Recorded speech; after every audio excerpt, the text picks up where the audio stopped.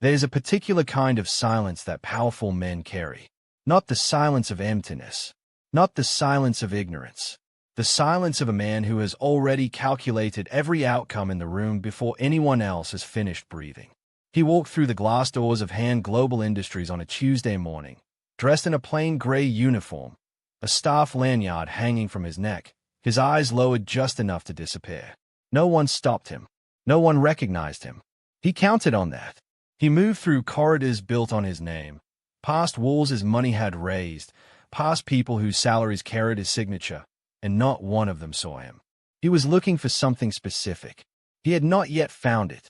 Then she walked past him in the hallway, carrying a stack of folders that was clearly too heavy, refusing to ask for help, a small frown pressed between her brows, and she didn't even glance at him. She walked past him like he was air, like he was nobody, and something in his chest, cold and calculated for 38 years, cracked open at the seam. Before we begin, this story was made for you. If it moves you, if it grips you, if it makes you feel something you weren't expecting, please like, share, and subscribe. It means everything. Now, let us enter the world of Han Jun-hyuk. The Han Global Industries headquarters rose 4 to 7 floors above the heart of Seoul. Glass and steel, precision and cold light. The kind of building that didn't apologize for its size.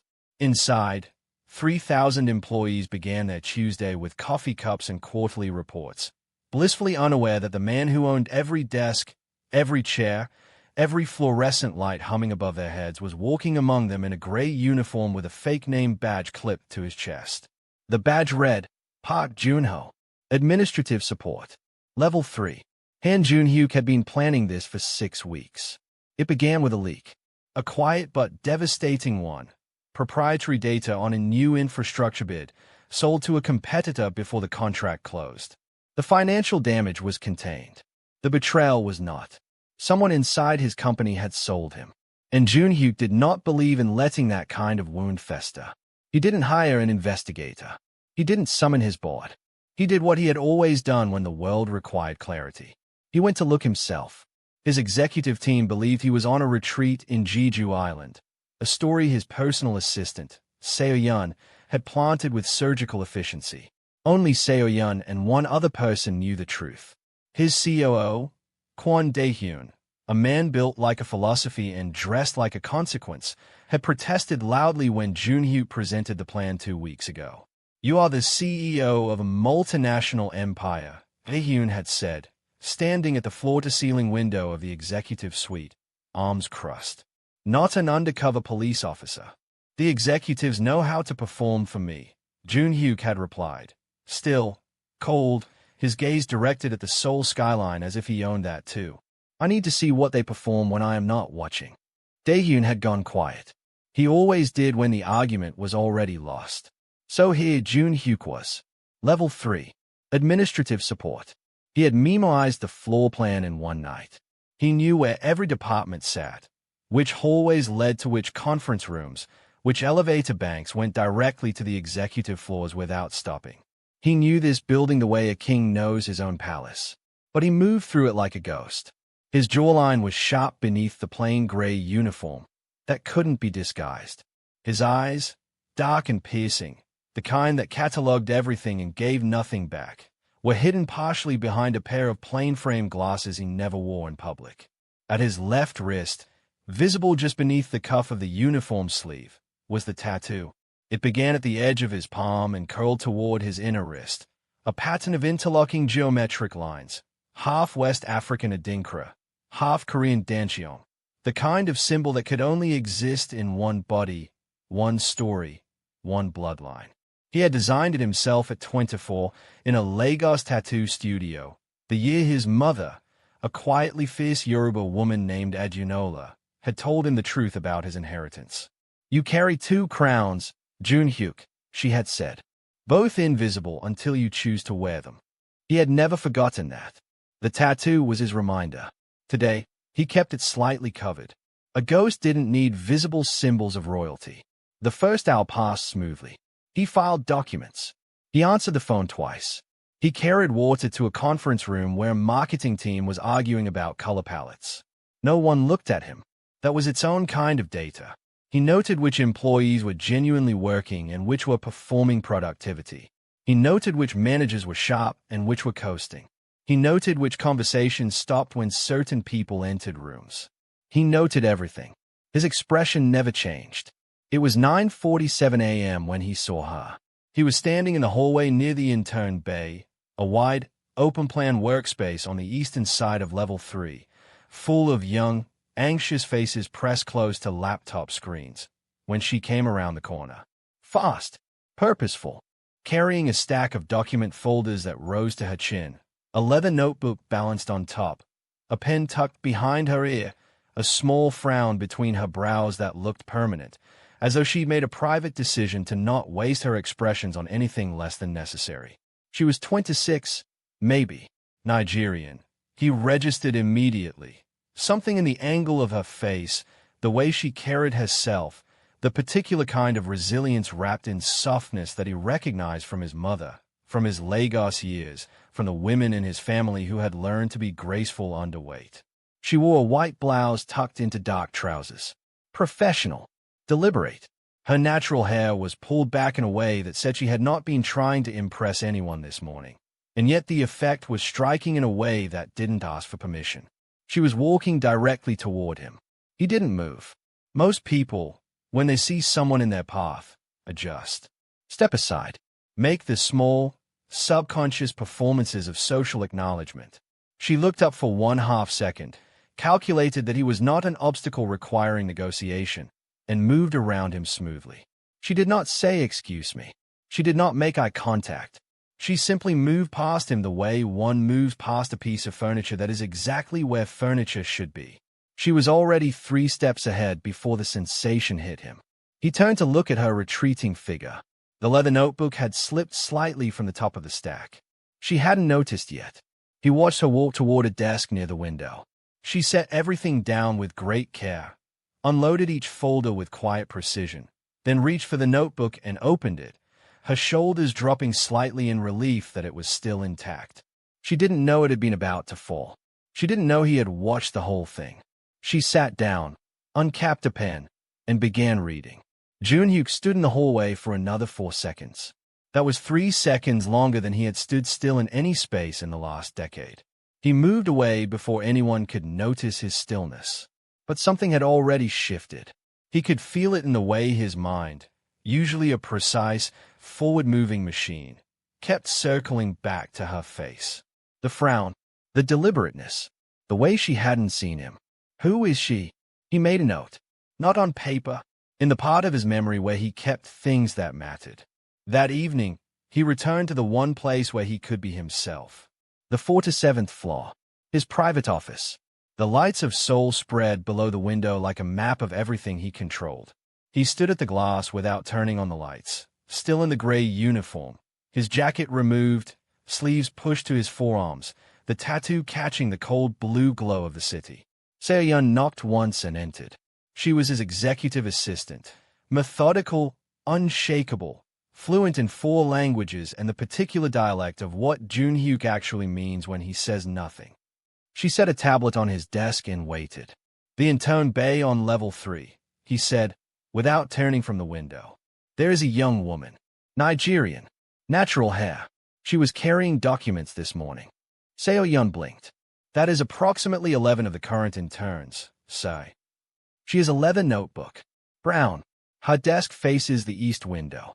A pause. The sound of Seo-yeon pulling up records. Nia Okoye, Seo-yeon said. 26. Nigerian national. Intern. Corporate Communications Department. 6 weeks into a 12-week placement. Graduated top of her cohort from the University of Lagos with a degree in Media and Strategic Communications. Currently on scholarship through the Pan-African Corporate Exchange Program. Junhyuk finally turned from the window. Performance reviews. 3 supervisor notes. All positive. 1 notation that she asked a question in a department briefing that, quote, demonstrated a level of strategic insight unusual for entry-level staff. He was quiet. Then, who wrote that notation? Director Lim Sang-woo. Level 3 Communications Head. Junhyuk sat down at his desk. Has Director Lim had any involvement in the data leak investigation? Seo-yun's fingers moved across the tablet. He is not a primary suspect, but his department is flagged for secondary review. Flag him for primary. Yes, sir. He leaned back. For a long moment, he said nothing. Then, Nia Okoye. How is she doing in the program? Seo-yun hesitated a microsecond, but he caught it. She is doing well, but I've noted she is occasionally underutilized by her direct supervisors, given work that doesn't reflect her file. Explain. Filing. Coffee runs. Formatting documents that other junior staff typically handle. Her supervisor has not assigned her to the actual communications project she was placed here to learn. The room went still. The quality of Jun Hyuk's stillness changed. It was no longer thoughtful. It was dangerous. Who was her direct supervisor? Assistant Manager Park Hyun-jae. Level 3. Jun Hyuk said nothing else. But Seo-yun, who had worked for him for 9 years, began updating Park Hyun-jae's personnel file before she left the room. Nia Okoye had not come to Seoul to be invisible. She had come here because she had fought too hard for too long to let fear make her small.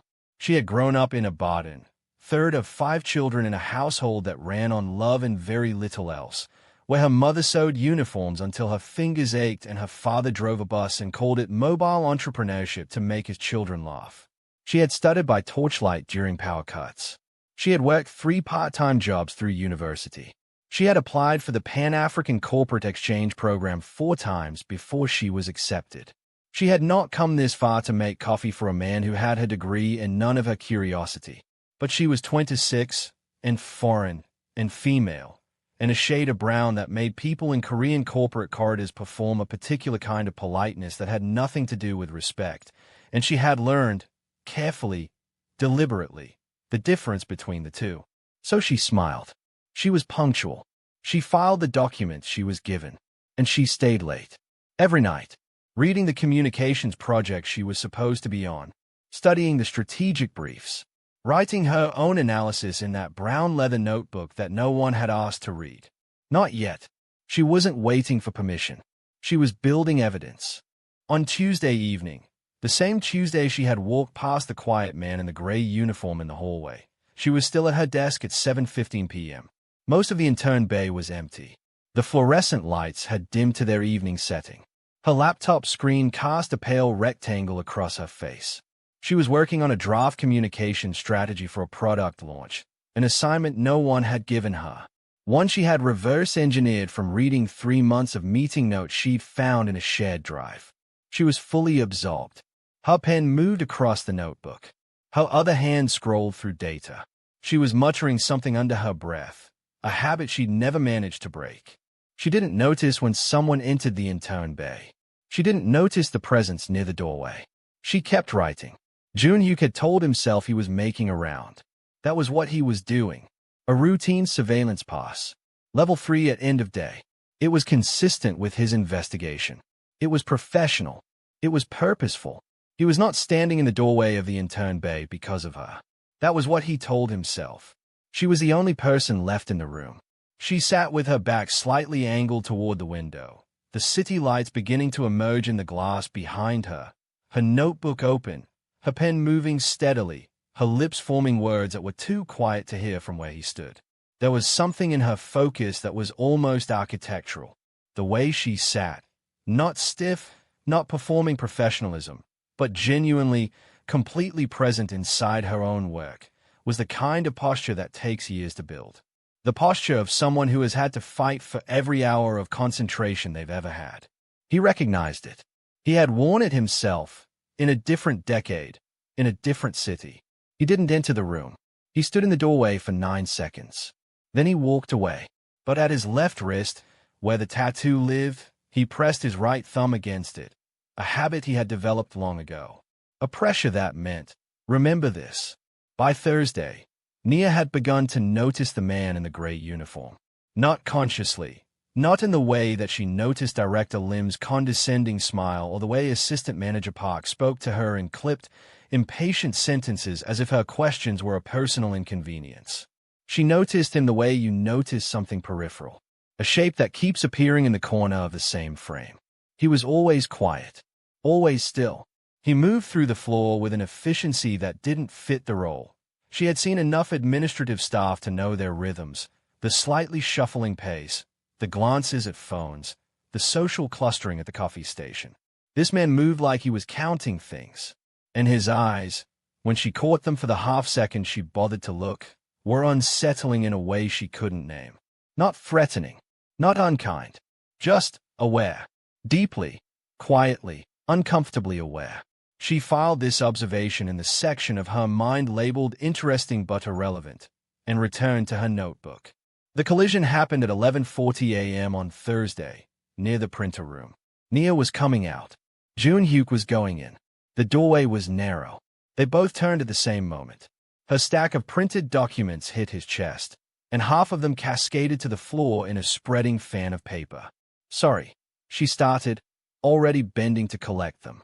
"I have it," he said. His voice was low, quiet, not hurried. She glanced up at him briefly as they both crouched to gather the papers. The glasses, the gray uniform, the stillness. "It's fine. I've got it," she said, practically, already sorting pages. He picked up a sheet near his left hand and held it out to her. She took it without looking up. His sleeve had ridden up slightly. The tattoo was visible, the interlocking credential lines crawling from his wrist toward his forearm in dark ink. Nia glanced at it. Once, her hands didn't stop moving, but something shifted in her attention. She straightened. He straightened.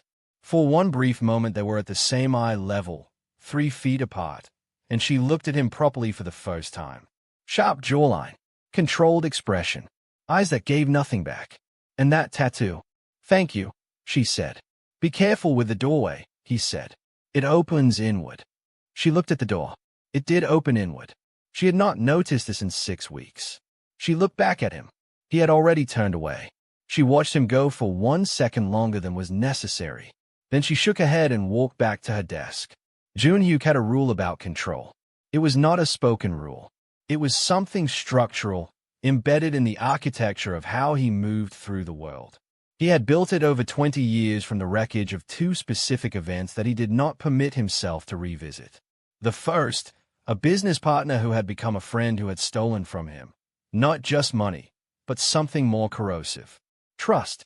The second, a woman he had loved at 30 who had loved his power more than she had loved him, and who had been clear-eyed enough about it to say so when she left.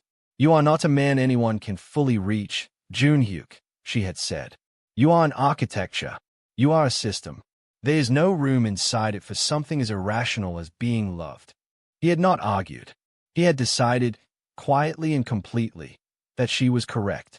And so control became everything. Not cruelty. He was never cruel. But precision. Distance. The cold mathematics of power.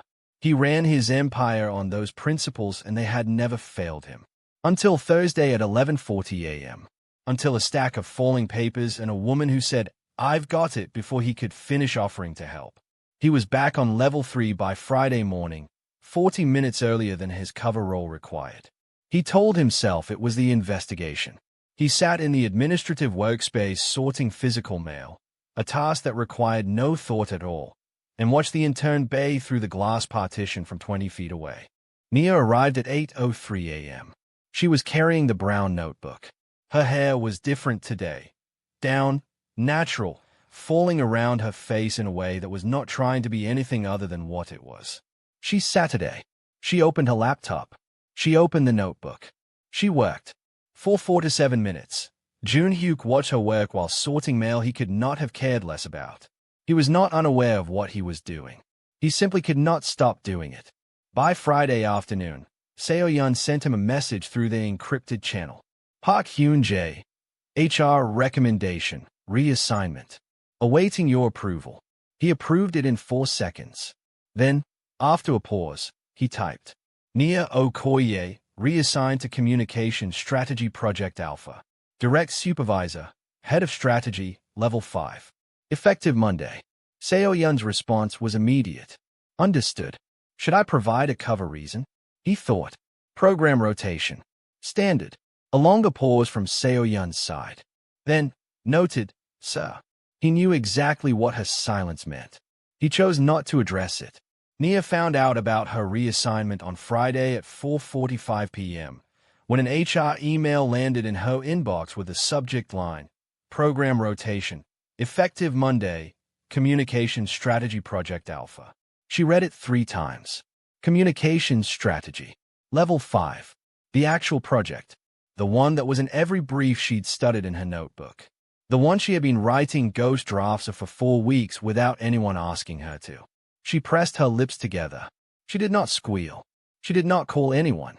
She did not do anything that would give the open plan office any satisfaction. She simply closed the email, saved the project documents she'd been compiling, and stayed for 2 more hours organizing everything she already knew so that Monday morning she would walk into that room ready. But when she finally shut her laptop and put on her coat, and the night security guard nodded at her on her way out, she stopped in the lobby, looked up at the ceiling for one private moment, and exhaled a long, slow breath. Finally, she didn't know who had made it happen. She didn't think to wonder. Monday was different. Level 5 was a different atmosphere. Sharper, faster, the kind of workspace that hummed with actual consequence. The team leads here made decisions that moved money. The projects were real. Nia sat in her first Project Alpha briefing and said nothing for the first hour. She watched. She listened. She wrote in the notebook. At the end of the hour, the strategy head, a precise Korean woman named Director Omire, who wore no jewelry and had the energy of someone who found inefficiency physically painful, looked around the room. Observations? Questions? Anything from the team? Nia looked down at a notebook, then up. The Q3 communication rollout, she said, carefully, is building toward a consumer audience that the current demographic data doesn't fully represent. The Pan-African market segment, specifically Nigeria and Kenya, has the fastest-growing middle-class engagement with the infrastructure products in this campaign. But the campaign language is not calibrated for them at all. It's speaking past them. The room went quiet. Director Omire turned to look at her. And you are? Nia Okoye. I'm on the intern rotation. A pause. Continue. She continued. For 6 minutes, she walked the team through the data she had been compiling for a month. The language gaps. The representation gaps. The market entry window that was sitting open like an unattended door. When she finished, the room was still. Director O looked at her for a long moment with the expression of someone revising a conclusion they'd already drawn. Where did this data come from? I pulled it myself. From the shared drive reports and the public market indices. Why? Nia held the woman's gaze. Because I was on the project before I was officially on the project. Something shifted in Director O's expression. Not quite a smile, but close. Then you already know what we need, she said. Work it up. Full proposal. End of week. Nia nodded. She was steady. Inside, her heart was hammering. 2 floors below, Jun Hyuk was sitting in the administrative workspace, sorting a digital inbox that he had already largely memorized. His encrypted channel buzzed. Seo-yeon, thought you should know. Nia Okoye. First Project Alpha briefing. She redirected the Q3 campaign strategy from scratch. Director O has assigned her a full proposal. He read this. He read it again. He set the phone face down on the desk. For the first time in longer than he could accurately name, something warm moved through the cold machinery of his chest. The executive cafeteria on level 4 was not technically off-limits to interns. Technically, in practice, there was a hierarchy embedded in the physical geography of the space, certain tables occupied by certain ranks with the reliability of territorial markings. Interns ate in the level 2 canteen. Junior staff occupied the middle section of level 4. Directors and above claimed the window seating. Nia had not yet worked out all the invisible borders. On Tuesday, carrying a lunch tray and her notebook, she sat at a table near the window because it was empty and the light was good for reading. She had been there for 4 minutes before she felt it. A particular kind of silence. The kind that has a shape. She looked up.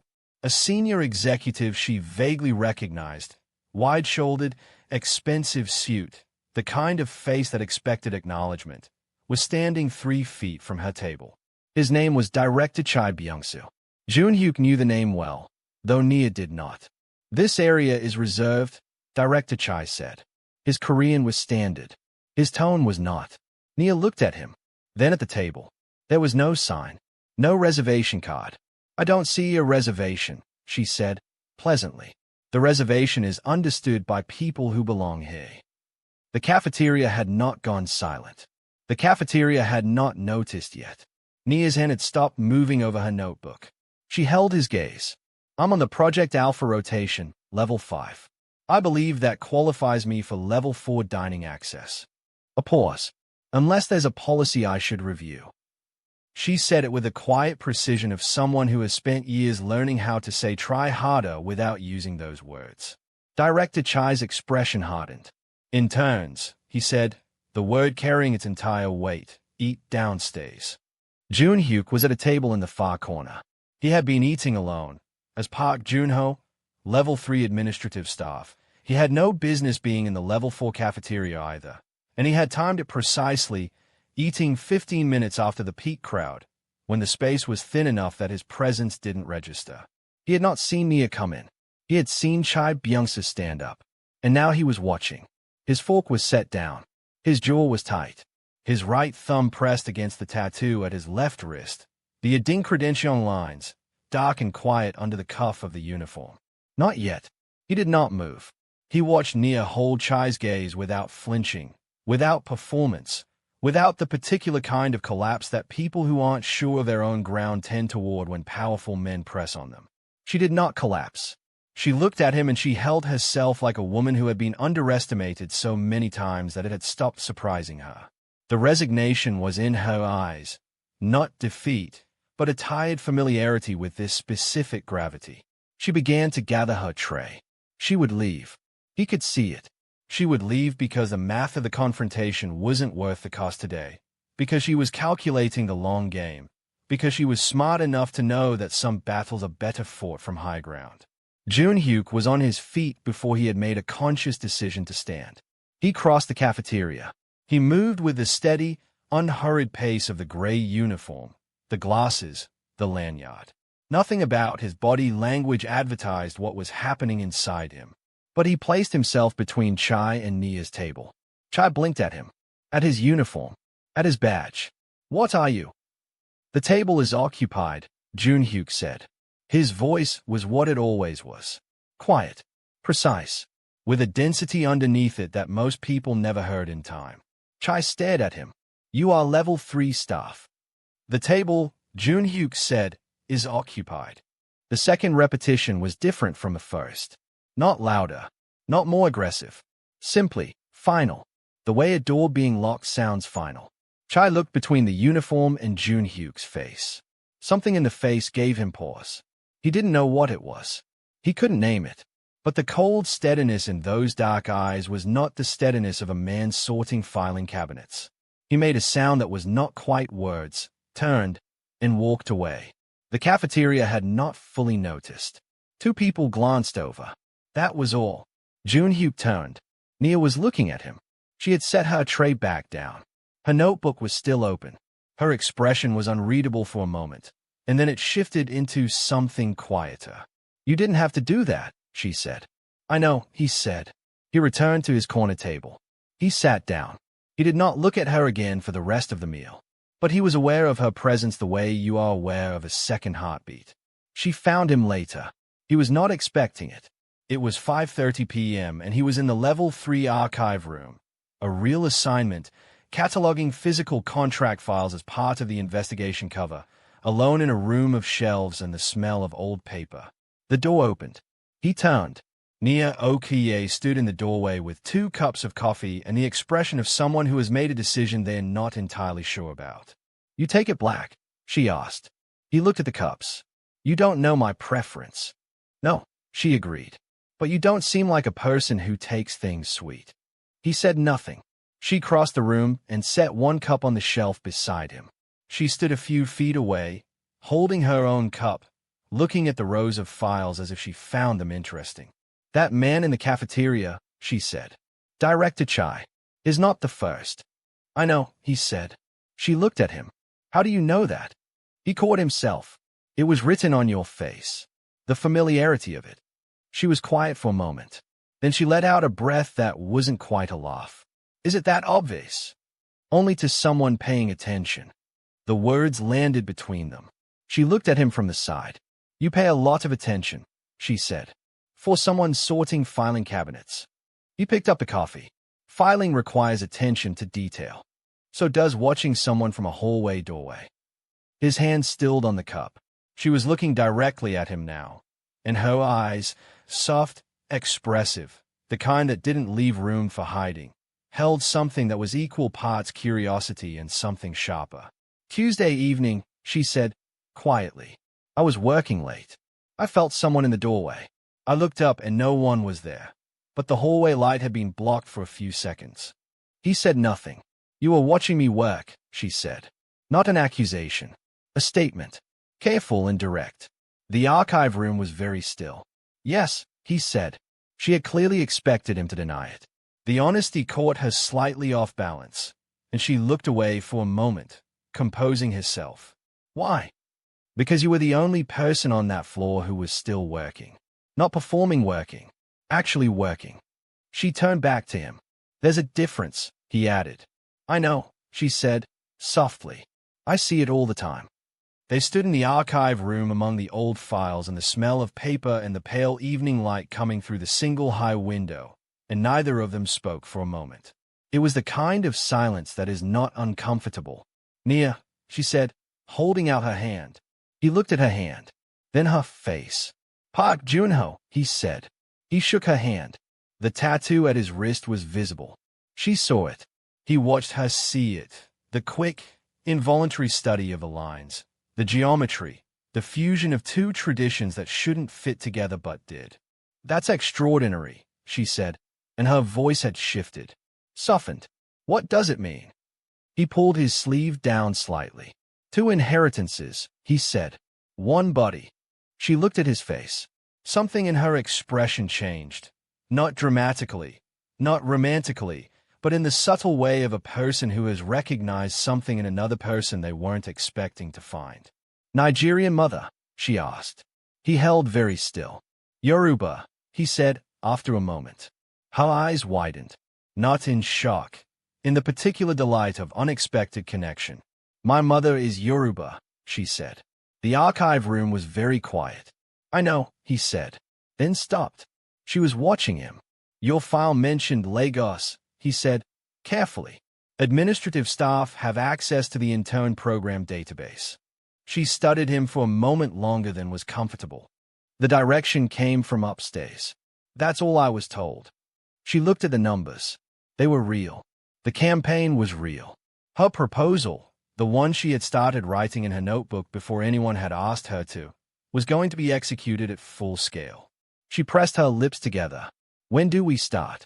Monday, said Director O. You're leading the regional language team. Nia nodded. She walked out of the office. In the stairwell, she sat on the top step and pressed her back against the wall and put her face in her hands. She was not crying. She was simply feeling the full weight of what it meant when something you fought for without being asked to fight for it. After a while, she took out her phone, called her mother. Mama. Nia. What happened? Good or bad? Good. The sound her mother made was not language. It was warmth given a sound. Mama, I think I'm going to be okay here. Of course you are, her mother said. You were always going to be okay. I was never worried. You were worried. I was absolutely worried. But I was also right. Nia laughed. It was the same laugh that Junhyuk had heard through the stairwell wall on 2 other evenings this week, from his position at the Level 3 administrative station. Tonight, he was not in the building, but he could have described the exact sound of it from memory. That's where Batch 1 ends. But it is not where this story ends. Because the following week, a Monday morning, precise and quiet, Han Junhyuk makes the mistake that undoes everything. He forgets, for one unguarded moment, who he is pretending to be. And Nia Okoye sees him. Not Park Junho, not the gray uniform. Him, and the world that they have been quietly building between them, in archive rooms and cafeteria confrontations and 2 cups of black coffee, begins to crack. If this story is gripping you, If you are already in too deep to stop, please like, share, and subscribe. It was a phone call that undid him. Dae-hyun rang at 9:15 a.m. on a Monday morning, 4 weeks and 2 days into the operation, and said 4 words that rearranged the order of everything. They found the source. Jun-hyuk was standing at the Level 3 administrative station, a clipboard in his hand, 3 feet from the Intern Bay entrance, close enough to hear the sounds of Nia's team beginning their morning briefing inside. "Tell me," he said. His voice dropped, not to a whisper, to the register he used when the conversation required the full weight of who he actually was. It was not the voice of Park Jun-ho, Level 3 administrative support. It was the voice of a man who had once stood in front of a corporate tribunal in Lagos at 31 years old and dismantled a competitor's legal team with 4 sentences. Director Lim Sang-woo, Dae-hyun said. His personal assistant had access to the infrastructure bid data through the communications filing system. Lim gave her the clearance. The data was transferred 3 days before the contract closed.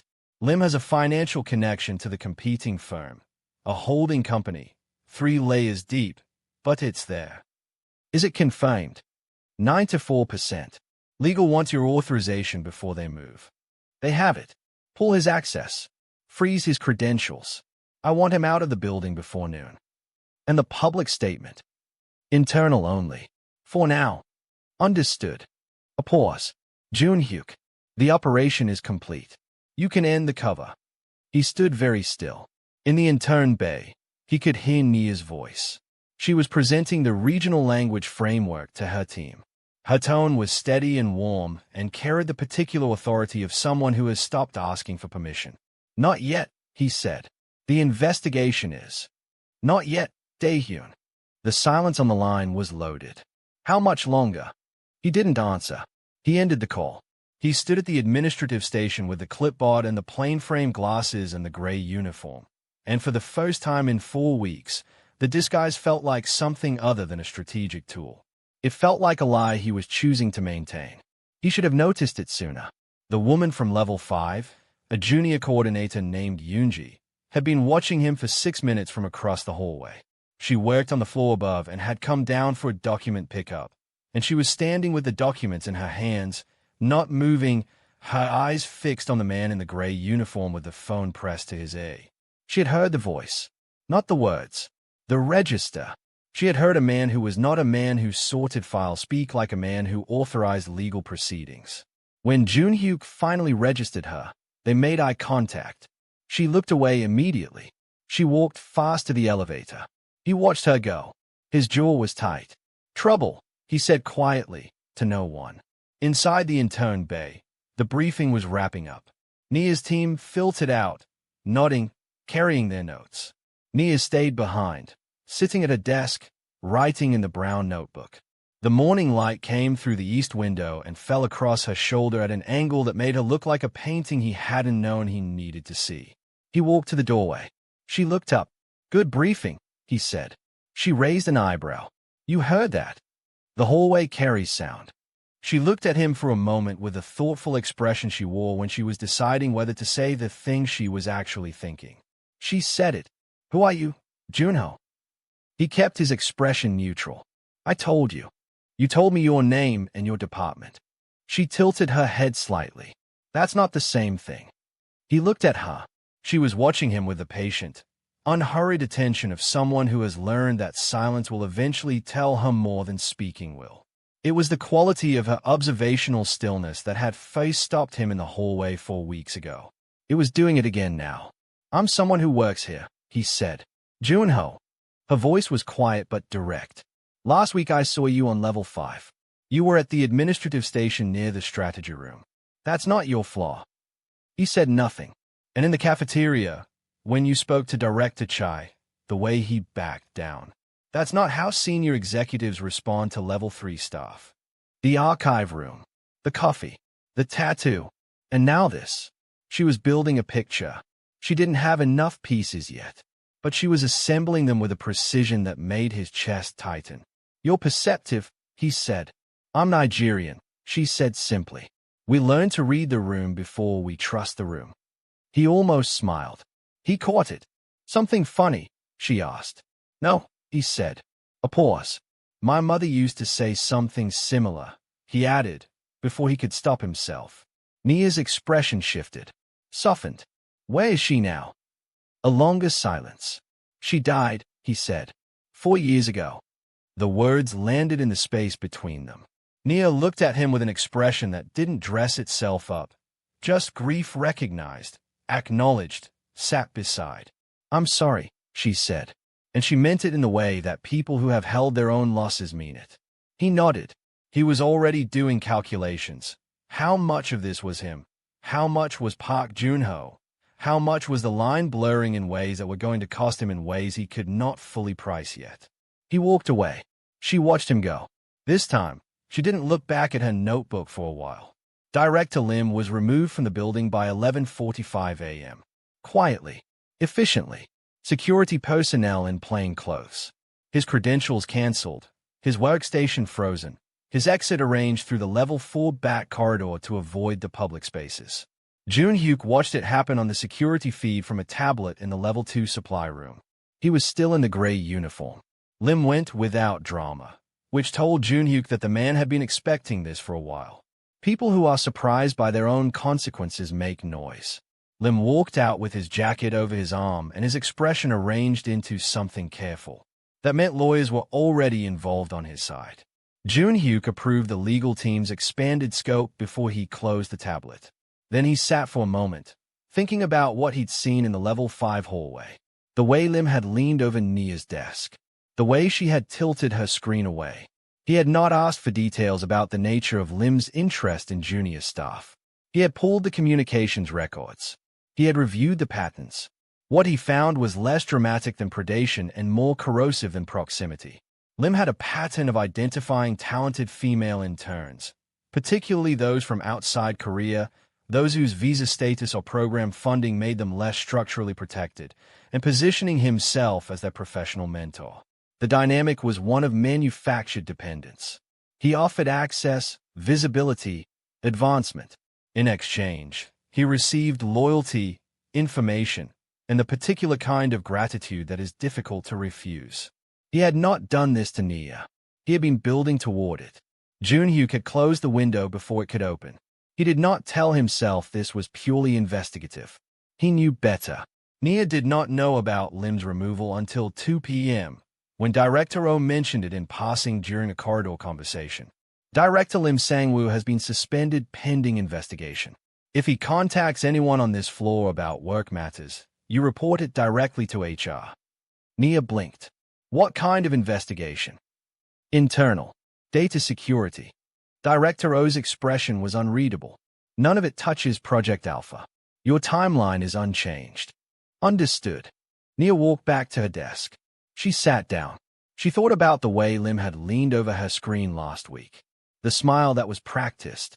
The particular way he had phrased things. I can make sure your next placement is stronger, if we work closely, that she had filed in the back of her mind under not safe but not yet a crisis. The instinct, she noted, had been correct. She opened a notebook and wrote, "Trust the discomfort before you trust the explanation." Then she closed the notebook and went back to work. 3 days later, Thursday, Nia and Joon-hyuk ended up in the same place by something that was not, on his side, an accident. The level 3 break room at 6:45 p.m. The building was quieting. The evening staff change was underway. He was making coffee at the machine. She came in for water. She saw him. A quick nod. She went to the water dispenser. He said, "How's the proposal rollout?" She looked at him. Slight surprise. She hadn't expected him to bring it up. "Good," she said. "Approved. Budget cleared." A pause. "I still don't know who cleared it. Director O won't say." He kept his eyes on the coffee machine. "Does it matter?" "It matters because I'd like to know who's invested in it. Who I'm accountable to." "You're accountable to the work," he said. She was quiet for a moment. Then, "That's easy to say when the work doesn't have a power structure attached to it." He turned to look at her. She was leaning against the water dispenser, her arms loosely crossed, her expression carrying the honest weight of someone who has thought about this more than she would prefer to. "Everything I do here," she said, "lands on someone's desk. Someone with rank. Someone whose opinion of me has a cost attached to it. Yes, he said. So when something good happens, approval, budget, visibility, and I don't know who made it happen, I can't calibrate. I don't know if it came from merit or from someone deciding to be generous or from an agenda I can't see. He was very still. That's not an abstract concern, she continued, quietly. That's the math of being the only person who looks like me on this floor. The break room hummed. He picked up his coffee. It came from merit, he said. She looked at him. You don't know that. I do. The weight in those two words. She studied his face. Ow, she asked. He held her gaze. And for one moment, one specific, crystalline, catastrophic moment, he was not Park Joon-ho. He was Han Joon-hyuk. He was 38 years old, and he was looking at a woman who had fought her way here with nothing but intelligence and integrity, in a building that carried his name, in a company that he ran, and he had read every word of her proposal and sat at his executive desk on the 47th floor and felt something crack loose in his chest at the quality of her mind. He was not Park Joon-ho. He was himself. She saw it. She didn't know what she was seeing, but she saw something. The shift. The weight behind his eyes that was too large for the gray uniform. The way his jaw set. The stillness that wasn't the stillness of someone who had nothing to say, but the stillness of someone who had too much. Joon-ho, she said, and her voice was very careful. Who are you, really? He stepped back from the precipice. Someone who recognizes good work, he said. He left the break room. He was 2 hallways away before he allowed himself to exhale. The junior coordinator's name was Park Yoonji. She was 23, diligent, and had worked at Han Global for 8 months. She was not malicious. She was simply someone who processed things aloud, to people she trusted, without always calculating where the information went next. She told her direct manager what she had heard in the level 3 hallway. Her direct manager told his, because the voice Yoonji had described, the register, the authority, the specific phrases, pull his access, freeze his credentials, sounded like something that should be reported to someone who would know what to do with it. The information moved upward. By Friday morning, it had reached the Level 6 Strategy Committee, and by Friday afternoon, it had reached Kwon Dae-hyun, who brought it to Joon-hyuk at 7 p.m. The cover is exposed, Dae-hyun said. He was standing in the private office on the 47th floor, and he did not sit, which meant he wanted to say what he had to say and leave quickly. Not publicly, but internally, at senior level, there is now a confirmed suspicion that Park Joon-ho is not who he appears to be. The limb removal accelerated it. The timing of the termination order matched the phone call someone heard you make. Joon-hyuk stood at the window. How long before it reaches the floor level? Days. Maybe less, if someone decides to be dramatic about it. Who knows at senior level? 3 committee members. They are loyal, but loyalty has a threshold when confusion is involved. Joon-hyuk pressed his thumb against the tattoo. You need to end it, Dae-hyun said. Today. Tomorrow at the latest. Come back as yourself. Address the investigation publicly. Explain the operation. A long silence. Ania Okoye. Joon-hyuk said. Dae-hyun looked at him steadily. That, he said, is the part of this I cannot plan for you. Saturday. He hadn't needed to come in. There was no operational reason. The investigation was concluded. The cover was hours from being formally ended. He could have spent Saturday in the executive suite, briefing his legal team, preparing the internal communication strategy for Monday's announcement. He came in the gray uniform. He knew she sometimes came in on Saturdays. Not required. Never requested. Simply her. The notebook. The project. The east window. She was there. He stood in the hallway outside the intern bay for almost a minute before he went in. She looked up. You're here on a Saturday, she said. So are you. She almost smiled. I asked first. He sat down in the empty chair 2 desks away. Not at her desk. Not at the far end of the room. The middle distance. I wanted to tell you something, he said. She closed the notebook.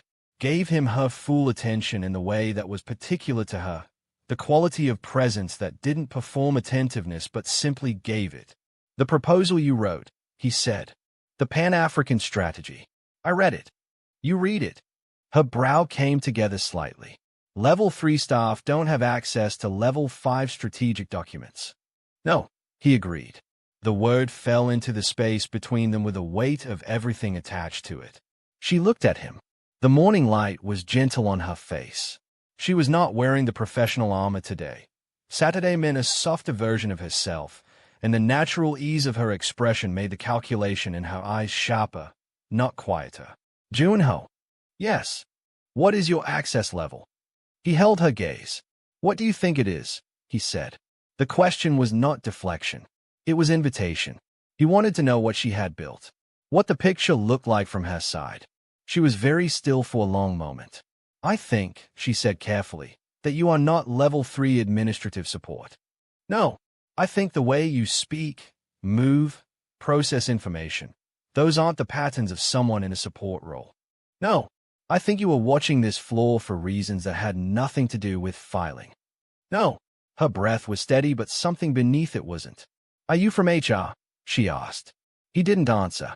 Internal audit. He didn't answer. Junho, her voice was lower now. What is happening?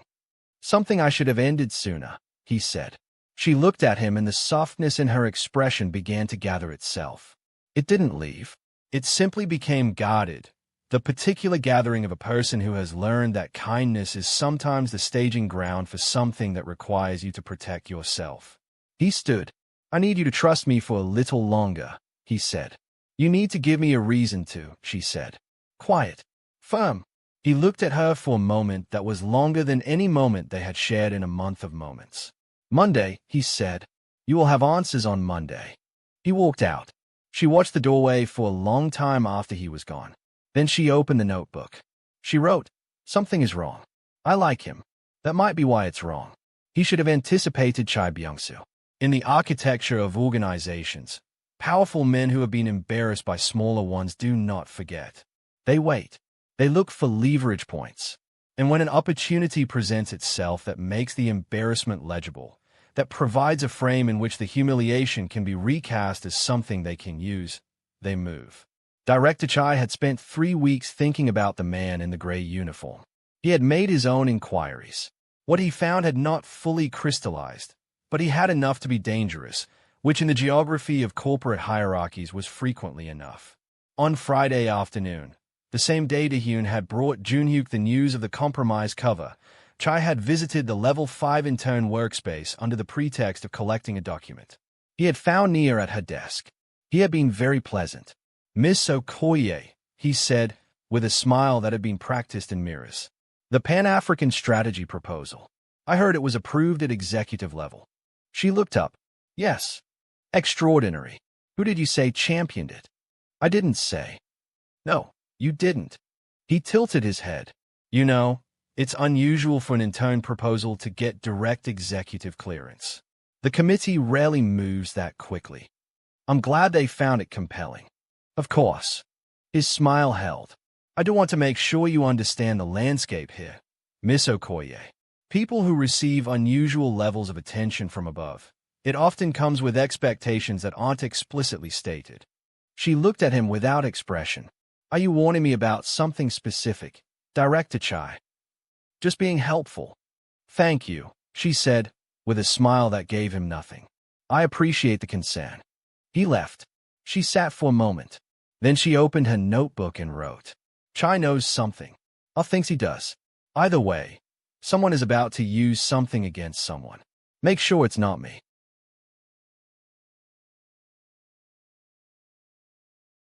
On Saturday evening, after Junhyuk had left the intern bay and she had sat with a notebook and the unease, Chai sent Nia a message through the company internal system. It was brief, professional in presentation. I thought you should know, the staff member you've been seen with, Park Junho. There are questions being asked about him at senior level. If you have a relationship of any kind with him, I would be careful about your association. People in this building are watching how junior staff navigate their connections. She read it 3 times. She did not respond. She stayed at the message for a long time. Then she closed the system. She was very still. People in this building are watching. Navigate their connections. The language was designed. She recognized it. The particular engineering of a warning that is actually a threat dressed in care language. But beneath the politics of it, one thing was simply true. Something about the man called Park Joon-ho was not what it appeared to be. And she had known it. And she had let it happen anyway. She put on her coat and went home. Han Joon-hyuk arrived at Han Global Industries at 7 a.m. on Monday morning. Not through the staff entrance. Not in a gray uniform. He arrived in a black car that stopped at the main entrance. He was dressed in a dark charcoal suit, the jacket precise, a white shirt, no tie, a deliberate choice, the open collar revealing the edge of the tattoo at his collarbone, the identification lines visible above the shirt's edge.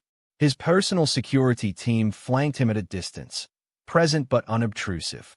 His executive lanyard, his actual face, sharp jawline, cold, piercing eyes, the controlled stillness that was no longer hidden behind glasses and a gray uniform. He walked through the main lobby. The effect was immediate. People who had not been paying attention began to pay attention. The security desk straightened. The reception team exchanged rapid glances. A junior manager in a blazer nearly walked into a pillar. He rode the executive elevator to the 47th floor. Dae-hyun was waiting. Ready? Yes. Level 3 staff have been briefed that there will be an all-hands this afternoon. Senior leadership is meeting at 9. Good. Ania Okoye. Joon-hyuk walked to his window. She will know when everyone knows. Dae-hyun was quiet for a moment. Is that the right choice? No, said Joon-hyuk. But it is the honest one. The Level 3 all-staff briefing was held at 3 p.m. in the main conference hall. It was not unusual to receive a briefing from executive leadership. It happened quarterly. But the energy in the building since morning had been different. Something had shifted in the atmospheric pressure of the corridors. People were asking questions in low voices. People were looking at each other. Nia arrived early and sat toward the middle of the room. She had spent the morning in full focus on the Project Alpha timeline, which was both genuine and a practice discipline. When things feel uncertain, go deeper into the work. Don't let the peripheral destabilize the center. She had not responded to Chai's message. She had not seen Park Joon-ho today. The room filled. At 3 p.m. exactly, the screen at the front of the hall displayed the company logo. 2 executive assistants entered, followed by Kwon Dae-hyun, whom Nia vaguely recognized as the COO from the company organizational chart she had studied in her first week. Then Han Joon-hyuk walked in. The room shifted, visibly. A collective physical adjustment. Postures, expressions, the subtle recalibration of everyone in the space to the presence of the person who owned it. Nia did not recognize him immediately. He was at the front of the room. Dark charcoal suit. Sharp jaw. Those eyes, cold and piercing and deeply aware, scanning the room with the methodical patience of someone who was also looking for something specific. Then he looked at her, and something in her stomach fell 20 stories. She knew those eyes. She knew the stillness. She knew the quality of attention. She had just never seen it outside of a gray uniform. Her hands went very still on the notebook. He did not look away from her for one long, specific second. Then he turned to face the room. Good afternoon, he said. My name is Han Joon-hyuk. I am the Chief Executive Officer of Han Global Industries. The room was already silent. This made it more silent. Over the past several weeks, I have been present in this building in an unofficial capacity as part of an internal investigation into a data security breach that has since been resolved. A pause. I want to be clear. This was not a surveillance exercise targeting individual employees. It was a targeted investigation into a specific integrity breach, which has resulted in the suspension and legal proceedings against one senior executive. The room absorbed this. Murmurs began, controlled, the sound of 300 people recalibrating. I'm telling you this directly because you deserve directness from the person who made this decision. I also want to acknowledge that operating within these floors in an unofficial capacity, observing the day-to-day reality of how this company functions at ground level, has given me information that will be used to improve this organization. He paused, including the structural underutilization of certain talented staff members who should have been given more earlier. His gaze did not return to Nia, but she felt it. She felt it the way you feel a room's temperature change, not from the source but from the atmosphere. The investigation is complete. I will be available this week to any team leads or department heads who have questions. Thank you for your continued commitment to this company. He stepped back. The room released a breath. Nia did not move. She sat very still in the middle of the room, her hands flat on the notebook, and felt the shape of the last 5 weeks rearranging itself around this new information. Park Junho, Han Junhyuk, the archive room, the coffee, 2 inheritances, 1 body. Be careful with the doorway. It opens inward. It came from Merit. The cafeteria, the quiet, terrible authority with which he had said the table is occupied to a senior director. I need you to trust me for a little longer. The room was beginning to stir around her. People standing, talking, the human processing of unexpected information in real time. Nia did not stand. She opened the notebook. She wrote 1 sentence. He was never Park Junho. Then she closed it, stood, and walked out of the conference hall. She did not go back to her desk. She went to the stairwell, the one she used for her phone calls, for the moments when the corporate architecture felt too close, and she sat on the step and she thought. She was not crying. She was not in shock. She was doing what she had always done when the ground shifted. She was taking inventory. He knew who I was before I told him my name. He approved the project, the budget, from a desk 4 to 4 floors above where he pretended to work. He watched me. He listened. He made decisions about my career from behind a disguise. He said, I need you to trust me for a little longer. And I did. The inventory was not comfortable. It was honest. She thought about all the small moments. The archive room, the coffee, the way the conversation had moved between them like something neither of them was fully directing. The Yoruba mother, his mother, the tattoo, the recognition. Was any of it real? She pressed her hands flat on her thighs and breathed. Was any of it real? She didn't know. And not knowing, when you had extended trust on the basis of what you believed was authenticity, was its own specific kind of injury. She stood. She picked up her bag. She went to Director O.M. Array's office and knocked. I need to take a personal day tomorrow, she said, when the director looked up. O.M. Array studied her face for 1 brief, perceptive second. Approved, she said. The proposal timeline isn't affected. Thank you. She left the building. Junhyuk spent Monday evening in his office. He signed approvals. He reviewed legal filings related to Lim's case. He spoke to 3 committee members about restructuring the data access protocols. He was precise and efficient and completely focused. At 8:45 p.m., Seo-yun confirmed that Nia had left the building at approximately 4:10 p.m., 40 minutes after the all-hands briefing. She had not returned. He sat with that. He opened his laptop. He pulled up the Project Alpha documentation, her proposal, her timeline notes, the communications her team had filed since Monday. He read through them not as an executive reviewing operational output, but as something else. Something he didn't have a clean category for. At 9:20 p.m., he sent 1 message through the internal system. To Okoye, Nia from Han Junhyuk subject. I would like to speak with you when you are ready. Not as your CEO. As someone who owes you an explanation and a choice. He did not send more than that. He closed the laptop. He stood at the window and pressed his thumb against the tattoo and waited for something he could not name to resolve into something he could live with. Tuesday was her personal day. She spent the morning in the small apartment she'd been given through the intern program. A careful, tidy space she had made her own with a few photographs and a plant and a prayer rug folded at the foot of a bed. She called her mother. She didn't explain everything. She said, Mama, I trusted someone and I'm not sure if the trust was real or if the thing I trusted was real. Her mother was quiet for a moment. Tell me what was real, she said. What? The feeling, Nia. Not the situation. The feeling. Was it real? She thought about the archive room. The coffee. The way he had said, because you shouldn't have to, in a voice that wasn't the voice of someone performing kindness. I think so, she said.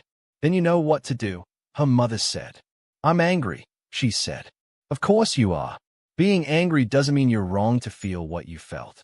Both can be true. She sat with that. He sent a message, she said. He said not as your CEO, as someone who owes you an explanation and a choice. Her mother was quiet. A man who acknowledges a debt, she said finally, is further along than most. After the call ended, Nia sat in the quiet of the apartment. She opened the notebook. She wrote, "The feeling was real. The deception was real.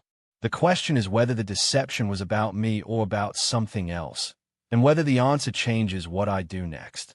I'm not going to pretend the deception doesn't matter, but I am also not going to pretend I don't want to hear what he says." She closed the notebook. She made tea. She replied to his message. "Tomorrow. Neutral ground. Outside the building. You choose where. I'll decide if I come." His reply came in under 4 minutes. The garden near Gyeonghyuegung Palace. 8 a.m. "I'll be there." She looked at the message for a long time. Then she put her phone down and finished her tea. He was already there when she arrived. He was standing near the stone wall at the east side of the garden, looking toward the palace grounds, his hands in his coat pockets. He was not in the charcoal suit. He wore dark clothing, simple, nothing executive about it. A deliberate choice, she understood immediately. He had removed what he could of the architecture. His jaw was sharp in the morning light. His eyes, when he turned to look at her, were the same eyes she had seen every day for 5 weeks. Not colder in the daylight, not more distant. Just his. She stopped a few feet from him. They looked at each other. "You came," he said. "You said neutral ground," she said. "I needed to see if you understood what neutral ground meant." And she looked around the garden. No staff, no company logo, no gray uniform, no executive level, just a man in a morning. "You pass," she said. He nodded. A pause. "I'm going to say what I should have said in the break room," he began. "Or the archive room. Or the first moment you asked me who I really was." She crossed her arms loosely. She didn't interrupt. "My name is Han Junhyuk. I am the CEO and majority owner of Han Global Industries. I entered the building in disguise 6 weeks ago to conduct an internal investigation that I needed to do personally, without the performances that my presence typically generates. I know all of this," she said. "I know you do." A pause. "What I need to tell you is the part you don't know." She waited. "On the first day," he said, "I saw you in the hallway. You walked past me. You didn't look at me. You didn't perform anything. You had a stack of folders and a frown, and you didn't waste a single gesture on me." She was very still. "I had been in that building for 40 minutes. I had already noted 12 people performing competence they didn't have. And you walked past me like I was furniture, and I turned around to watch you walk away, and I stood still for 4 seconds, which I had not done in any space in years." The garden was quiet. A bird moved through the branches above them. "I had your file pulled that evening. And every decision I made after that, the reassignment, the budget approval, the cafeteria, every one of those decisions came from a mixture of what you deserved professionally and what I—" He stopped. "What I was becoming." She looked at him. "Becoming," she said. "Attached," he said, "to someone who thought I was nobody. To someone who gave me coffee and honesty and 2 Yoruba proverbs in a room full of old files, because she thought I was worth giving those things to." Her jaw was tight. "You should have told me," she said. "Yes." Every time I asked. "Yes. I told you things," her voice was carefully controlled, "that I wouldn't have told my CEO. About feeling underestimated. About the math of being me in that building. About my mother. I know. You let me give you that." "Yes," he said, "and I'm not going to insult you by explaining it away. I let it happen because I wanted it to happen. Because it was the first honest thing anyone had given me in a very long time. Because you didn't know who I was, and that meant you weren't giving it to my title or my power or my money. You were giving it to a man standing in a hallway in a gray uniform, and I wanted to be that man for as long as I could." The words hit the air between them. She looked at him for a long moment. "That is," she said, with a quiet precision that was more devastating than anger, "the most honest explanation I could have expected. And it is also still a choice you made at my expense." "Yes," he said. "I needed to trust the people in that building," she said. "Do you understand what it costs someone like me to extend that trust? I don't walk in with safety nets. I don't have institutional protection. When I read a room wrong, I don't just lose a job. I lose the thing I've been building since I was 17 years old." Her voice was steady. She was not breaking. She was speaking from somewhere below breaking, from the bedrock. You asked me to trust you. And I did. And you were not who you said you were. He was silent. I know, he said, for the last time. The garden was very still. She looked at him for a long time. Then, did any of it, the archive room, the coffee, what you said about your mother, did any of it belong to you? Or did all of it belong to Park Junho? He looked at her with an expression that was, for the first time, completely unguarded. All of it was mine, he said. Park Junho was a name on a badge. Everything else in that room, that was me. More of me than I've given anyone in years. She looked away, toward the stone wall, toward the palace grounds beyond. When she looked back, her expression had shifted. Not forgiven, not restored, but unlocked. A door that had been closed, not opened, but unlocked. I'm going back to work, she said. The proposal timeline is still my responsibility. I don't walk away from my responsibilities. I know, he said. I need time, she said, to decide what the rest of this is. Between you and me. If there's a rest of this. He nodded. Take whatever time you need, he said. I'm not going anywhere. She looked at him one more time. Then she turned and walked out of the garden. He stood and watched her go. At his left wrist, under the coat, the tattoo lived. The adinkredention lines. 2 inheritances. 1 body. 1 choice, made too slowly, still not resolved. He stood in the garden for a long time. She came back. Not to him, to the work. To Project Alpha. To the Level 5 workspace and the team she now led and the campaign that was rolling out in real time across 3 African markets. She was extraordinary at it. Jun-hyuk received the weekly progress reports and read them in full, which was not standard practice for campaign-level output that had already been greenlit. He read them the way he had read her proposal, as someone who recognized the quality of the mind behind them. He did not contact her. He had said he would give her time. He kept that promise with the same disciplined precision he applied to everything that mattered. Chai Byung-sum made a mistake. On the 3rd week following the all-hands, with the full story of Jun-hyuk's operation now circulating at senior level, Chai submitted a formal complaint to the HR committee. The complaint claimed that Jun-hyuk had created a compromised internal environment by operating under a false identity, that his interactions with junior staff, specifically one named Intern, had created the appearance of an undisclosed relationship that may have influenced project approvals. He named Nia. The complaint was meant as a weapon. Against Jun-hyuk's reputation. Against Nia's credibility. Against the legitimacy of her proposal approval. Jun-hyuk received the complaint on a Wednesday morning. He read it once. He was very still. Then he picked up the phone. Dae-hyun, I want the full order to Project Alpha on my desk within the hour. I want it independently reviewed for merit. I want every decision tracked. I want it bulletproof. Already prepared, Dae-hyun said. I also want Director Chai's performance file. And any HR history. Pulled. And I want to speak to Nia Okoye. Today. A pause. Jun-hyuk. Not about us. About the complaint. She has a right to know that her name is in it before it goes to the committee. Understood. He knocked on the frame of the Level 5 workspace at 2:15 p.m. She looked up. She looked at him for a moment, the complex, unresolved thing that lived between them passing across her eyes. And then she said, "Come in." He sat in the chair across from her desk. He told her about the complaint. Concisely. Without editorializing. She listened without moving. When he finished, she was very still. "Is trying to make my work look like nepotism," she said. "Yes. Because he can," Jun-hyuk said, and something in his voice was quiet and cold and final.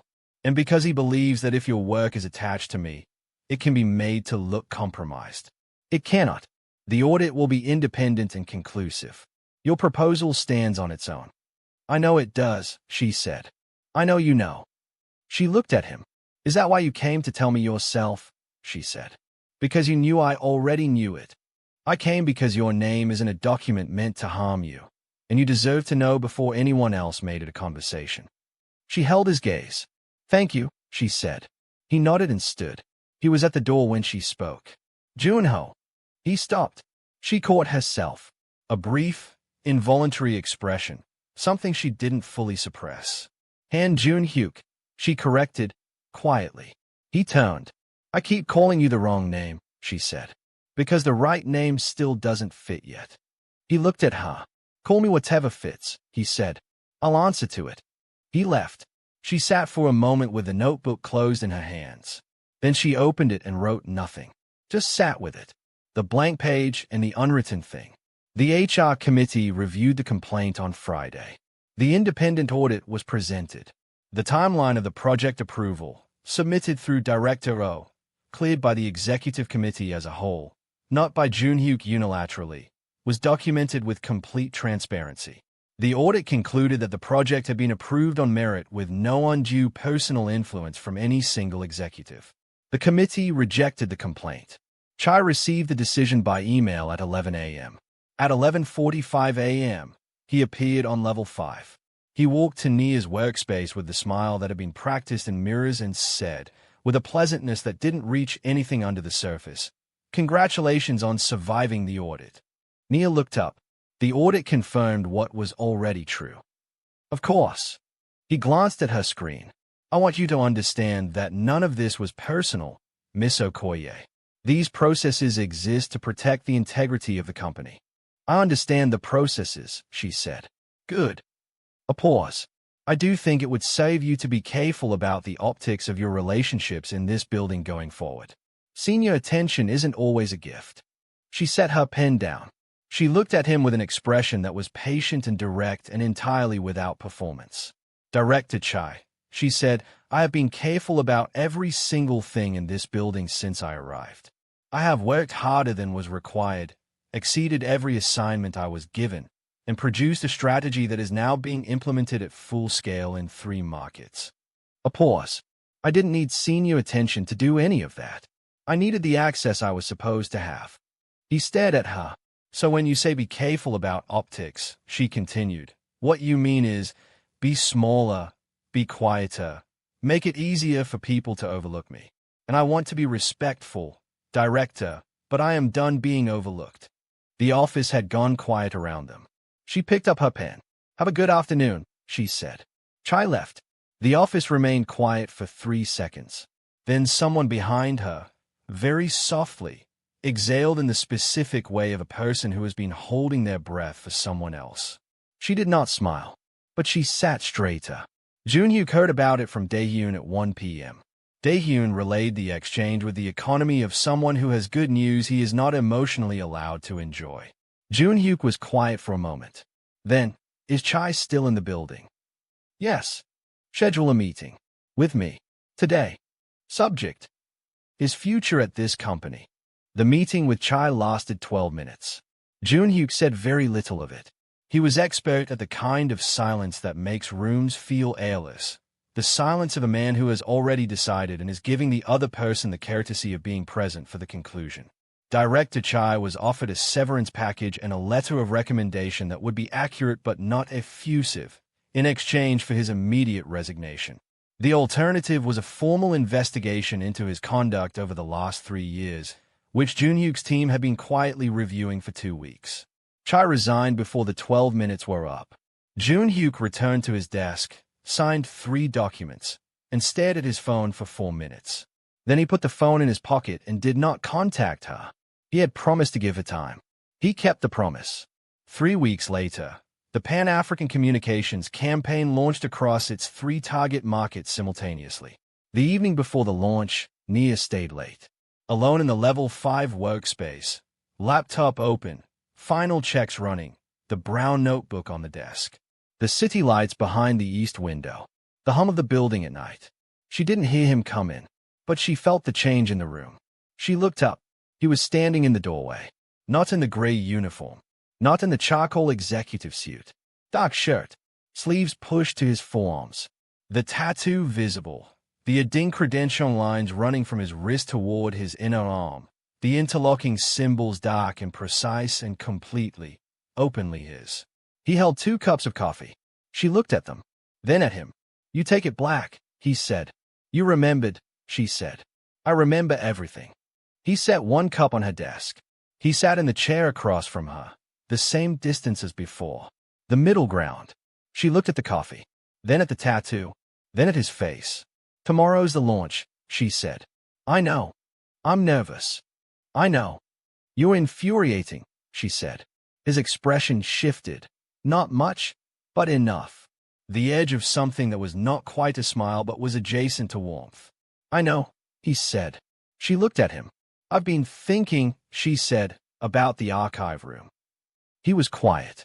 You said 2 inheritances, 1 body.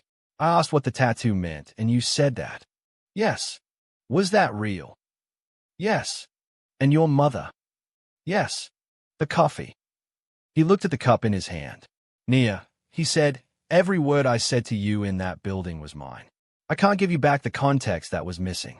But there was never a single false thing in the substance. She was very still. I know, she said, quietly. That's the problem. He looked at her. If any of it had been performed, I would know how to file it. I've had enough performed kindness from enough people in enough buildings to know the texture of it. She looked at the coffee cup. Yours wasn't that. He said nothing. So I'm sitting here 5 weeks later, she said, and I'm angry, and I'm not over being angry, and at the same time I'm sitting here. With your coffee. Yes, he said. I haven't decided anything, she said. I want you to know that. I'm not asking you to decide anything. Then what are you asking? He looked at her with the full, unmediated weight of his actual presence, not the gray uniform version, not the executive suite version. The man in between, the one with the tattoo and the Yoruba mother and the 4-second pause in a hallway. Permission, he said, to keep showing up. She looked at him for a long time. The city hummed outside the window. She picked up the coffee. Don't be late tomorrow, she said. The launch briefing is at 9. He stood. I'll be early, he said. He left. She sat in the quiet office with the coffee in her hands and the city at her back and a notebook on the desk. She wrote, he asked for permission. That matters. The campaign launched on a Thursday morning. By noon, the regional data was already coming in, engagement metrics that exceeded projections by a margin that made the level 5 team stand around a laptop making sounds of disbelief. By 3 p.m., one of the campaign's regional language videos had been shared 15,000 times across Nigerian social media. By 5 p.m., the strategy board was calling Director O to discuss expansion. Nia sat at her desk and read the numbers with the expression of someone who is trying very hard not to feel everything at once. Director O appeared in the doorway. The board wants to meet you, she said. Nia looked up. The board, she said. The executive strategy board. Friday. You will present the expansion framework. She nodded. When Director O left, she pressed her hands flat on the desk and breathed. Then her phone buzzed. A message. Internal system. From Han Junhyuk. The numbers are remarkable. Not because of the budget. Because of the thinking. She read it twice. She did not reply immediately. But she was smiling, quietly, at her screen. The kind of smile that doesn't ask for an audience. The board presentation on Friday was followed by formal lunch. 12 executives around a table on the 46th floor. Nia in the only chair that hadn't previously belonged to someone like her in this room. She presented the expansion framework. 20 minutes, clean and authoritative, answering questions with the steady patience of someone who had already thought about the questions before they were asked. Junhyuk sat at the head of the table. He said nothing during her presentation except one word. At the end, when the room turned to him for his summary. Approved. The word landed. The board moved on to logistics. But his eyes, before they moved to the next item on the agenda, rested on her face for 1 second. She saw it. She looked away first. After the lunch, as the executives dispersed, Junhyuk crossed the room. He stopped beside her while she was gathering her materials. He did not look at the other executives. He looked at her. There's something I need to say, he said, that I am not going to say in this room. She looked up. When, he said. When you're ready. She studied him. Then, the garden. 6 o'clock. He nodded. The evening light was amber and long. It touched the stone walls of the garden and lay itself across the old palace grounds in the particular way of autumn evenings in Seoul, patient and golden and slightly melancholy, as if the light itself understood that things were changing. He was early. She arrived at exactly 6. She was wearing her coat, practical, dark, and the brown notebook was in her bag, though she hadn't taken it out. She stood several feet from him. "Say it," she said. He looked at her. "I love you," he said. The garden was very quiet. "I am aware of what that costs to say out loud, and I am aware that it is not the order these things are supposed to happen in. I fell first, and I disclosed late, and I don't have a clean version of this to give you. What I have is the truth of it. I fell in love with you in a gray uniform in a hallway on a Tuesday morning when you walked past me like I was furniture, and everything since then has been me watching someone I love do extraordinary things in a building that is supposed to be mine and feeling like the building finally justified itself." She was very still. "I'm not asking you to feel what I feel. I am asking you to know that it is real and it is yours, and I will wait as long as the waiting makes sense to you." The amber light moved in the branches above them. She looked at him for a long time. "I'm still angry," she said. "I know. I'm going to be angry for a while. I know. And you being the CEO of the building I work in is a complication I am not done thinking through. I know. You keep saying I know," she said. "Because I do," he said. "I know all of it. And I'm still here." She looked at him, sharp jaw, steady eyes, the tattoo at his wrist catching the amber light. The whole complicated, unresolved, honest weight of him. "I felt it too," she said, quietly. "In the archive room. I felt something. I didn't know what to do with it because I didn't know who you were. And now I know who you are, and I still don't know what to do with it. But—" She stopped.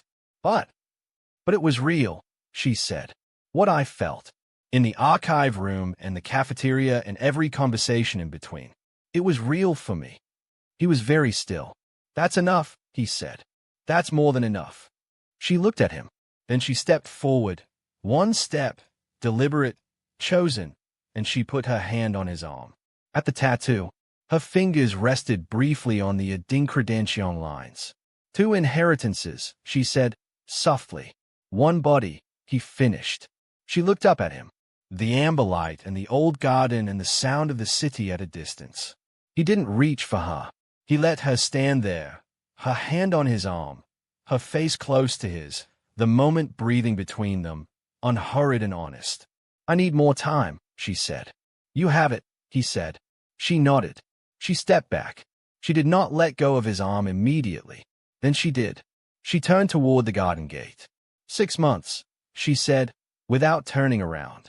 "I want to see who you are when there's no disguise and no investigation and no crisis. Just you." 6 months, he agreed. She walked out of the garden. He stood in the amber light for a long time. At his wrist, the tattoo caught the last of the evening. He pressed his thumb against it. "Remember this. Spring had come back to Seoul. Cherry blossoms along the palace paths. The kind of light that doesn't apologize for being beautiful. They were in the garden again. Not the first time in 6 months. Not the second or the third. A garden that had become theirs by accumulated presence. The way places become yours when you return to them with enough intention. She was sitting on the low stone wall, the brown notebook open on her lap. He was beside her, not close enough to be possessive, close enough to be chosen. She had been at Hand Global for 8 months now, no longer an intern.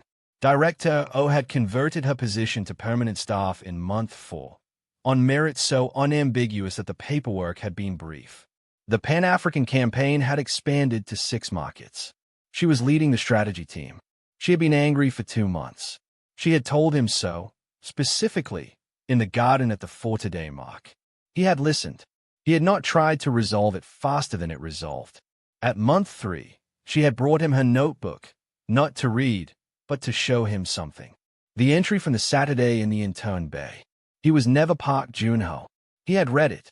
He had handed it back. "Who is he to you now?" he had asked. She had thought for a moment. "Someone who made a mistake for real reasons. Someone I am choosing." And so they had been, through month 4 and month 5, quietly and honestly and without performance, building something that had started in an archive room and a gray uniform and a stack of falling papers. Now it was spring.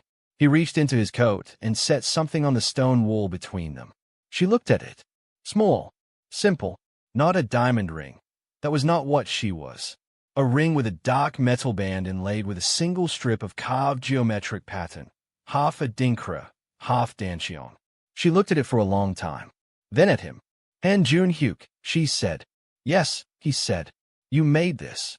I had it made. It's the tattoo. It's ours, he said. If you want it to be. She looked at him with the full, unguarded weight of her own face, soft eyes, the quiet intelligence that had never stopped seeing everything, the resilience that was not armor but was something deeper and more permanent. I walked past you in a hallway, she said. Yes. You were wearing a gray uniform. Yes. And you fell in love with me in 4 seconds. 3, he said. She looked at him. Then she picked up the ring. She turned it in her fingers, the geometric pattern catching the spring light. My mother is going to have so many questions, she said. My father will have more, he said. She looked at him. Your father is alive. In Lagos. He has opinions about everything and approximately no filter. She almost laughed, the round, real laugh, the one that belonged to her and had nothing to do with professional armor. Nia. His voice was quiet. You don't have to. I know I don't have to, she said. She looked at the ring. Then she looked at him. I walked past you in that hallway because I had 17 other things in my head and you were in a gray uniform and I didn't see you. I know. And then I saw you. A pause. All of you, including the parts you were hiding. Yes. And I'm choosing you anyway. She held out her hand. He was very still for a long second. The stillness not of control but of a man who has spent 8 years building walls around himself and is standing in a garden watching them come down, and is not afraid. He took her hand. He put the ring on her finger. The garden was very quiet. The blossoms moved in the light wind. She looked at the ring. At him. At the tattoo at his wrist, visible in the morning air. The 2 inheritances, the one body. Park Junho, she said softly, was a terrible cover name, by the way. He looked at her. It was the first one I thought of. You had weeks to plan and that was the first name. I was focused on the investigation. You were absolutely not focused on the investigation. He was quiet for exactly 1 second. Then, no, he said. I was not. And for the first time in the story of Han Jun-hyuk, in the full public record of a man who had spent 38 years wearing control like a second skin, he smiled. Not the edge of something. Not almost. Fully. Completely. For her. She looked at it and her expression did the thing it had done in the archive room. The shift of someone recognizing something they hadn't expected to find. She leaned her head against his shoulder. He was very still for a moment. Then he put his arm around her. The garden held them. The blossoms fell. The city moved around them, unconcerned, as cities are. 2 inheritances. 1 body. 1 story. Chosen. And that, beloved, is where we leave them. In a garden in spring. With a ring that carries both their histories. With a love that was built in disguise and survived in truth. He came into his own company wearing a gray uniform, looking for a betrayal. He found something he had stopped believing in. She came to Seoul carrying a notebook and 17 things in her head, fighting for every inch of space she deserved. She found someone who saw her before he knew her name. Neither of them chose the easy version of this. They chose the true one. And that, always, always, is the harder and better thing. If this story moved you, if it stayed with you, if it gave you something you'll carry for a little while, please like, share, and subscribe. And come back. There are more stories where this one came from. Stories of love that don't ask permission. Of power hidden in plain sight. Of 2 people in the same hallway, finally facing the same direction. We'll be here. The city below the window was doing what Seoul always did at midnight. Burning quietly. A civilization that had decided long ago that darkness was not a reason to stop moving. That the night was simply another kind of productivity. That the lights of 10 million lives could hold themselves up without anyone asking them to. Jun-hyuk stood at the glass. He had been standing for 23 minutes. This was unusual. Jun-hyuk did not stand. He moved, or he sat, or he was still in the particular purposeful way of a man whose stillness contained forward motion. He did not stand at windows like a man in a film, staring at the city with his hands loose at his sides and his mind doing something he hadn't authorized it to do. And yet, the tablet on his desk had Nia Okoye's personnel file open. He had read it 3 times. Not because the information was complex. It wasn't. 6 pages. Educational background. Program history. Supervisor notes. A photograph clipped to the upper right corner of the digital file, the kind taken for ID purposes, in front of a white wall that somehow managed to be the least accurate representation of a person possible. And yet, he had read the supervisor notes 4 times, actually. Demonstrate strategic insight unusual for entry-level staff. Director Lim had written that he was now a primary suspect in a data leak investigation. And yet this specific notation, pulled from the file of a 26-year-old Nigerian intern on her 6th week of a 12-week rotation, was not the notation of a man building a manipulation. It was a notation of a man who had been paying attention to the right thing for the wrong reasons. The insight was real. Jun-hyuk knew this because he had spent 1 hour that afternoon in the archive room adjacent to the intern bay, ostensibly cataloging contract files, and he had listened, not surveilled, not deliberately monitored, simply listened, to the ambient sound of a workspace where people were or were not doing the work they were supposed to be doing. Most of the intern bay had been performing business with a mild, distracted energy of people who were very aware of being observed and had calibrated their visibility accordingly. Nia had been muttering to herself about market segmentation. Not loudly, not for an audience. In the low, slightly irritated undertone of someone who had found a problem in a dataset and was negotiating with it privately. He had stopped cataloging contract files. He had listened. The muttering resolved into a sentence. If they are not accounting for the urban-rural language shift in Lagos versus Abuja, then the whole framework is wrong and they're going to launch into the wrong conversation. And then she had gone quiet, and the sound of rapid writing had followed. He had stood in the archive room holding a contract file for 4 minutes without opening it. Now he stood at the window. He picked up the tablet from a desk. He looked at the photograph again. The ID photo captured something she had not intended, the quality of alertness in her eyes, the kind that doesn't switch off even when you're facing a white wall for a bureaucratic purpose. The small, unconscious forward tilt of her chin. The expression of a person who has learned to hold space even when the room hasn't offered it. He set the tablet down. He pressed his thumb against the tattoo at his wrist. "You are doing something you will not be able to reverse," he said aloud.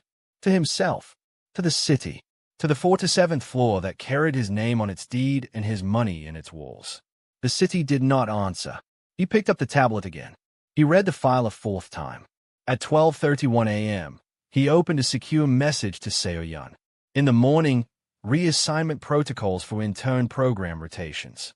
What is the process? Seo-yeon's reply came 12 minutes later, which told him she was still working, which was a conversation he had tried to have with her on 4 separate occasions. Standard rotation, supervisor recommendation, HR review, program coordinator approval, notification. Typically 2 to 3 weeks. He typed back.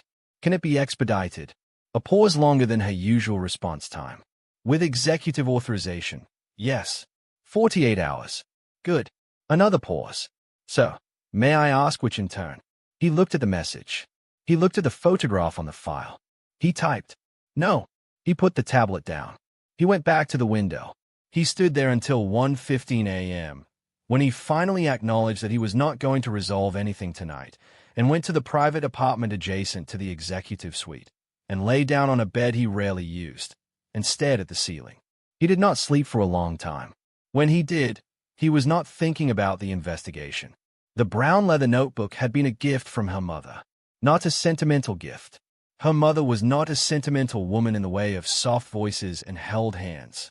She was sentimental in the way of Yoruba women of a certain generation, practical, decisive, love expressed through preparation rather than declaration. You're going to be somewhere new, her mother had said, pressing the notebook into her hands at the Lagos airport. When you don't know where you are, right, it will tell you. Nia had filled 2/3 of the notebook by the time the main story began. These were the entries no one else saw. Week 1. Thursday. This city is very beautiful and very cold, and I don't mean the weather. The office is everything I expected and nothing I expected. The people are professional in the specific way that means I cannot read what is underneath yet. I am being professional back, which means we are all performing competence at each other like a very polished kind of theater. My supervisor, Park Hyun-jae, gave me a stack of physical documents to file today. Physical documents. I have a degree in strategic communications, and I spent 6 months preparing a research portfolio that got me into this program, and I'm filing documents that could have been digitized in 2011. I'm not going to say anything yet. I am building evidence. The building is 4 to 7 floors. I've been on 3 of them. I wonder what the view from the top looks like. I also wonder who sits at the top and whether they know what's happening on floor 3. Probably not. That's usually how it works. Week 2. Monday. Something interesting. There is a man in a gray uniform. I know this sounds like the beginning of a strange sentence, and it is.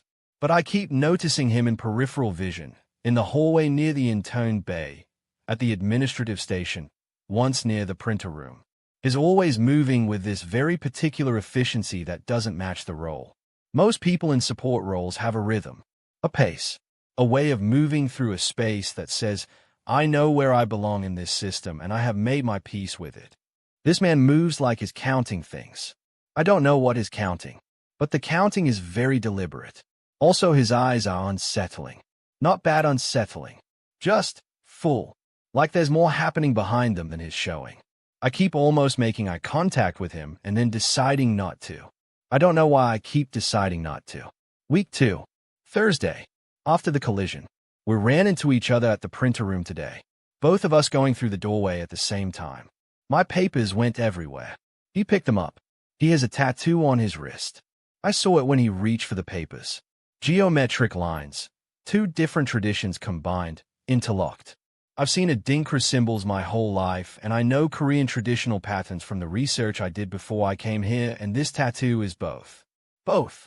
On one wrist. In one body. I wanted to ask about it, and I didn't. He said, be careful with the doorway. It opens inward. And he was gone.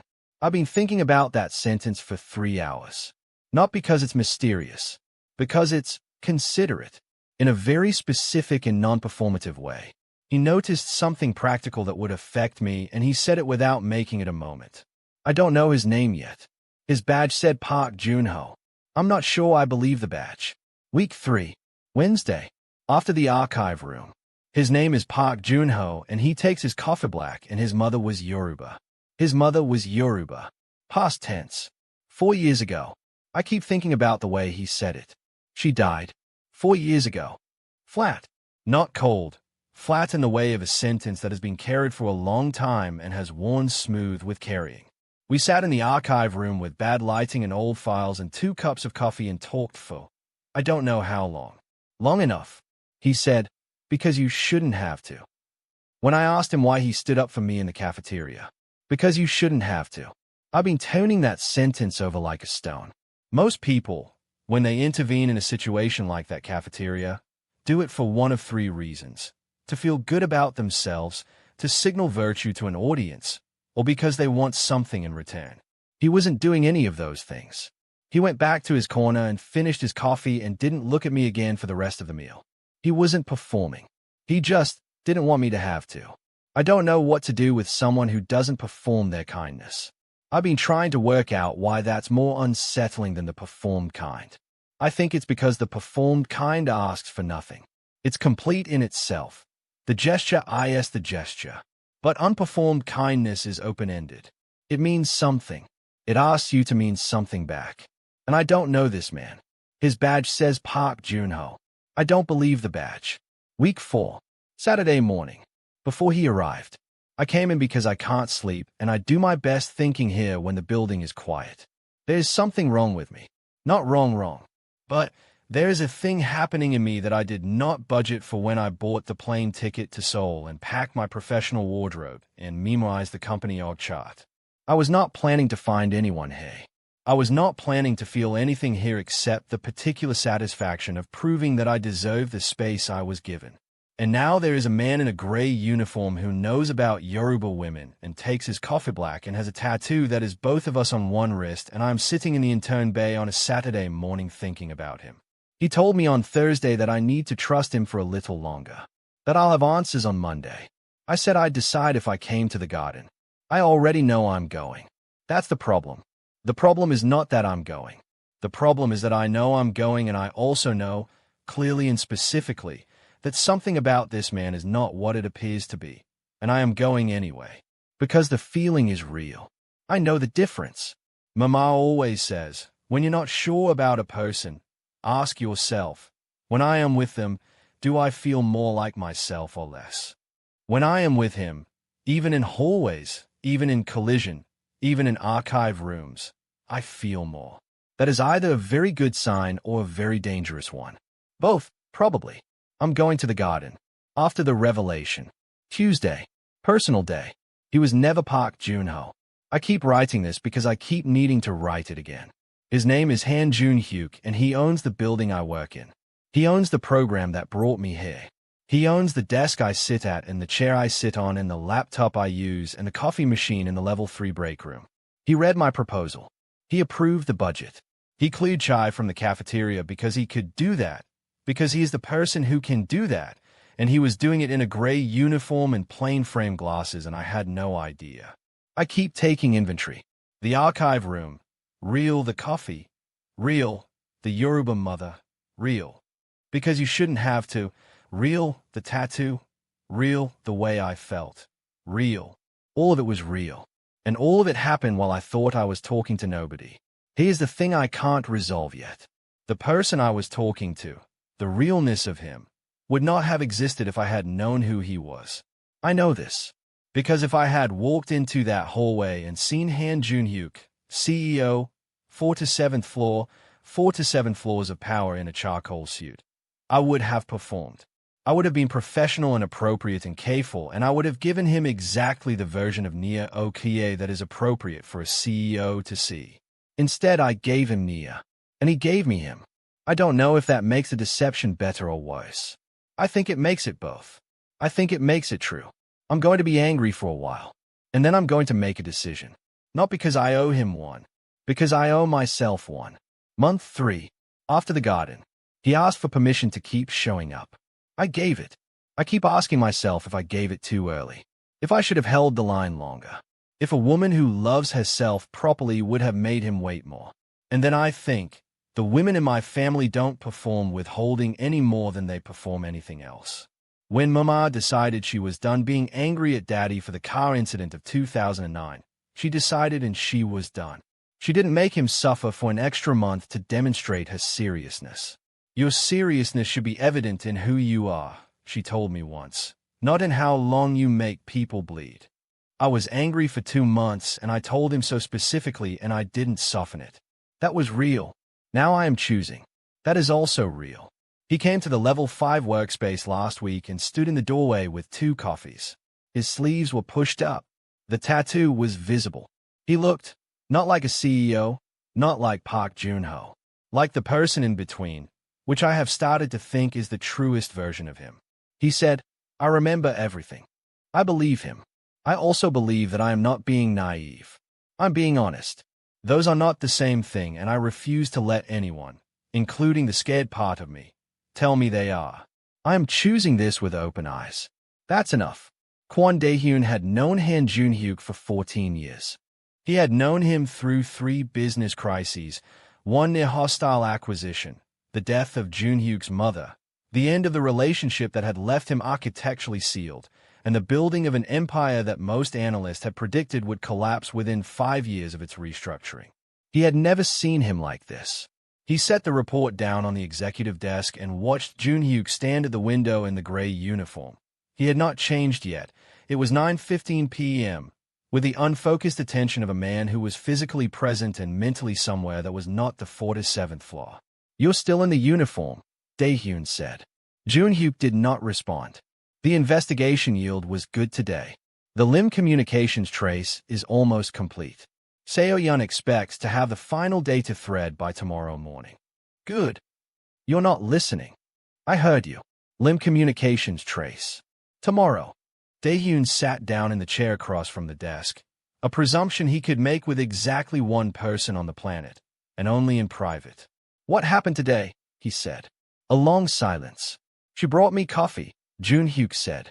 Dae-hyun looked at him. She came to the archive room. She had 2 cups. She said, you don't seem like a person who takes things sweet. Dae-hyun was quiet for a moment. She brought coffee to a man she thinks sorts filing cabinets. Yes, because she wanted to. Apparently. And she talked to you. Yes. About what? Another silence. Her mother. My mother. A tattoo. 2 inheritances. Dae-hyun looked at the ceiling briefly. The expression of a man who is doing calculations he did not ask to be doing. Jun-hyuk. I know. You need to understand what I know, Dae-hyun.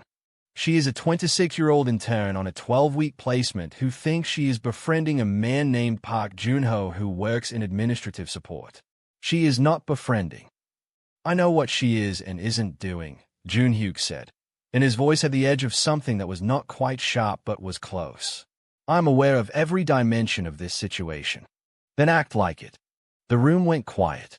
Dae-hyun did not back down from the silences of powerful men. He had been doing it for 14 years.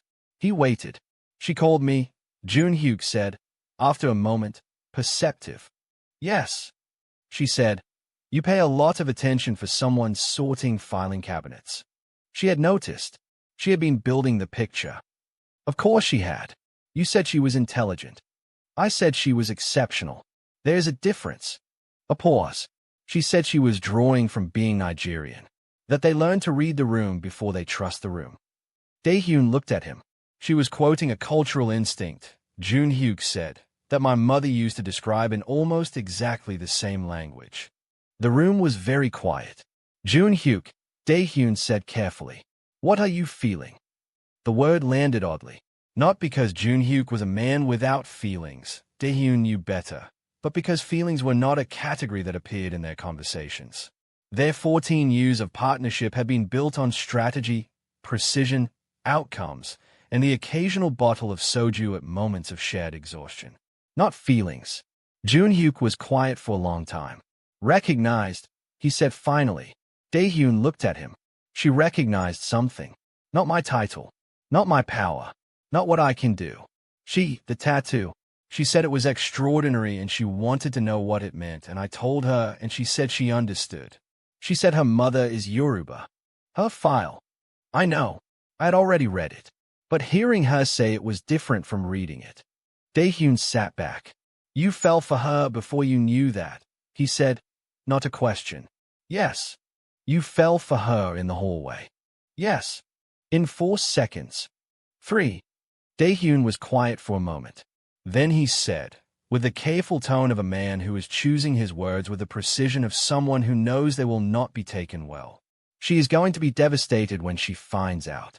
Not mildly, not manageably, devastated, because the specific quality of what she gave you, the honesty, the coffee, the talk about mothers, she gave that to Park Jun-ho. To nobody. And she is proud in the way that makes deception a personal injury, not just a professional one.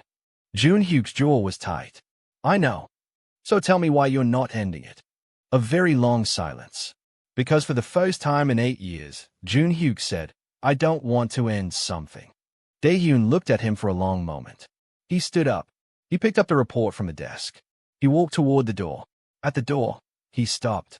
When it ends, he said, without turning around, and it will end, one way or another, whether you tell her or she finds out. When that moment comes, Han Jun-hyuk, you are going to need to be willing to stand there and take it. All of it. Whatever she gives you. I know, Jun-hyuk said. Do you? A pause. Yes, he said. I will take everything she gives me, because she will have earned the right to give it. Dae-hyun walked out. Jun-hyuk stood at the window. The city burned quietly below. He pressed his thumb against the tattoo. He stood there until 11 p.m. Her name was Afro-Korean, and she had raised 5 children on the particular currency of watching everything and saying the right thing at the right moment. She called Nia's older brother Emeka on a Thursday evening. Emeka was 31, a structural engineer, and lived in Abuja. He had the family gift for silence and his mother's gift for pattern recognition. Your sister, Folake said, without preamble, is in love. Emika was quiet for a moment. She told you. She didn't have to tell me. I know the sound. She said she was. She said she was confused. She said the man lied to her about who he was. She said she was angry. A pause. And then she described him for 11 minutes. Emika thought about this. That's bad. That is very specifically not bad, Folake said. People don't spend 11 minutes on people who don't matter. Angry or not. Who is he? A Korean man. Mixed. His mother was Yoruba, apparently, which is interesting. Interesting or suspicious. Emika, I am your mother. I know the difference between a suspicious coincidence and a meaningful one. What did he do? The lying. Folake explained what she understood of it, which was the outline. Undercover within his own company, observed her, made decisions about her career from a position she didn't know he had, revealed himself publicly rather than personally. Emika was quiet for a moment. So he was running an investigation and she was inside the investigation. She was not inside the investigation. She was adjacent to it. But he had already looked into her background. Yes. And he moved her to a better position. Yes. And he stood up to a senior executive for her. Yes. While pretending to be a filing clerk. Administrative support. Mama. Emika. A pause. Does Nia know how she feels about him? Emika asked. She knows. She's deciding what to do with it. And what do you think she should do? Folake was quiet for a moment. The sounds of a Baden at evening filtered through the call. Traffic, voices, the particular domestic ambience of a household that has never been fully quiet. I think, she said, that your sister has spent her entire adult life being careful. Careful about which room she enters. Careful about which battles she picks. Careful about who she lets see her, really see her. Yes, and I think she let this man see her, before she knew who he was, which means she let the real version of herself be seen by the real version of him, without all the careful. A pause. That doesn't happen often, Emika said. It almost never happens, Folake said. Which is why I'm calling you on a Thursday evening. What do you need me to do? Nothing. I just needed to say it to someone. Your father will say something well-meaning and unhelpful. Emika made a sound. He'll say the man should have introduced himself properly at the start. He'll say it in Yoruba and add a proverb. Which proverb? The one about the river telling the fish where it's going. Emika was quiet. That's actually not bad. It's a good proverb for the wrong situation. What's the right proverb? Folake was quiet for a moment. Any to be Afro-Korean, a mine mo dada, she said. The one who loves you, knows you well. A pause. He knew her well, Emika said, quietly, before she told him anything. Yes, said Folake. That is what I keep thinking about. They stayed on the phone for another 20 minutes, talking about other things, Emika's project, the youngest sibling's university entrance, the neighbor's new and very loud generator. But Folake kept coming back to it. After she hung up, she sat in her chair near the window and looked at the evening and thought about a man with a Korean father and a Yoruba mother who had built an empire and then walked into it in a gray uniform looking for something he hadn't budgeted for. She thought about the tattoo Nia had described. 2 inheritances. 1 body. Any to be Afro-Korean, she said softly, to the evening. Then she got up to make dinner. He had the ring made in Taiwan. Not from a designer, from a craftsman. A small workshop on a side street that made pieces by hand, where the owner was a 63-year-old man named Master Yoon who had been working with metal for 40 years and had developed the specific patience of someone who understands that the right thing takes the time it takes. Junhyuk had gone to him in month 4, not with a commission, with a question. I want something that carries 2 traditions without choosing between them, he had said, sitting across from Master Yoon in the small workshop that smelled of metal and old wood. Not decorative fusion, not a symbol of combined cultures. Something that is a single thing, made from both, that could not exist as either one alone. Master Yoon had looked at him for a long moment. Show me the traditions, he said. Junhyuk had pulled back his sleeve. The tattoo. The Adinkradentiong lines. Master Yoon had studied it without touching it. He had leaned forward, his sharp eyes tracing the geometry, the interlocking pattern, The way the two design languages had been resolved into something that was genuinely singular. "Who designed this?" he asked. "I did. 24 years ago." "You were 24. "Yes. And you knew this much about pattern at 24. "My mother taught me Adinkra. My grandmother taught me the palace patterns." Master Yoon had looked at him. "Both grandmothers?" "Yes." A pause. "For whom is the ring?" "A woman." "Tell me about her." Jun-hyuk had been quiet for a moment. "She is 26. She is Nigerian. She came to Seoul fighting for every inch of space she deserves, and she is winning, but not because anyone gave it to her, because she is extraordinary. She has a Yoruba mother and a brown leather notebook, and she makes coffee without being asked when she thinks someone has earned it." Master Yoon had been quiet. "Does she know about the ring?" "No." "Does she know how you feel?" "I told her. In a garden." "What did she say?" "She said she needed time." "And you're ordering a ring?" "I'm not ordering a ring because I expect her to say yes immediately. I am ordering it because I want to be ready when the moment is right. Because I want to have done the work of making the right thing before I need it." Master Yoon had looked at him for a long time. "Sit," he said. "We will talk about what the ring is trying to say." The ring took 6 weeks. It arrived on a Tuesday morning, in a small wooden box that smelled of the workshop. Dark metal band. The Adinkra pattern carved into the metal itself, not inlaid, not surface level. Cut into the band, so the pattern was structural, part of the ring's integrity. If you remove the pattern, the ring would not hold. Jun-hyuk sat at his executive desk and held the box for a long time. He did not open it immediately. He thought about the garden, her hand on his arm, the tattoo beneath her fingers. He thought about the archive room, the coffee, 2 inheritances, 1 body.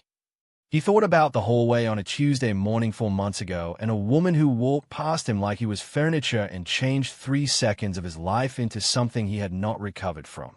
He opened the box. The ring caught the morning light from the 4th to 7th floor window. The pattern was precise, clean. The two traditions interlocked and indistinguishable from each other, as Master Yoon had made them. A single thing, made from both, that could not exist as either one alone. He closed the box. He put it in his coat pocket. He carried it for 6 days before the morning in the spring garden. Not because he was waiting for her to be ready, because he was learning, slowly and deliberately, what it meant to carry something with patience, to have the intention without the urgency, to be ready without demanding that the moment arrive on his schedule. He had spent 38 years being the person who decided when things happened. He was learning, in the specific and uncomfortable curriculum of loving someone who would not be rushed, that the most important things happen when they are ready, not when you are. He carried the box. He waited. He showed up, to the workspace, to the garden, to the coffee machine. Not performing, just present. And on a spring morning with amber light and cherry blossoms and a stone wall and a garden that had become theirs, she held out her hand. And he was ready. Not because he had planned it perfectly, because he had been patient enough to let it be real. 3 weeks after the garden, Jun-hyuk returned to the workshop in Itaewon. He brought no commission. He brought a bottle of good whiskey and 2 glasses and set them on Master Yoon's workbench. The old craftsman looked at the bottle, then at him, then at his left hand, where there was no ring, that was Nia's domain, but at the tattoo, which was the original. "She said yes," Master Yoon said. "She said yes. In the garden." "In the garden." Master Yoon poured 2 glasses. He held his up. "To the things we make that cannot exist as only one tradition," he said. Jun-hyuk held his glass. He looked at the tattoo. He thought about a hallway, a gray uniform, a woman who walked past him like he was nobody. The 3 seconds that had changed a decade. "To the things we make," he agreed. They drank.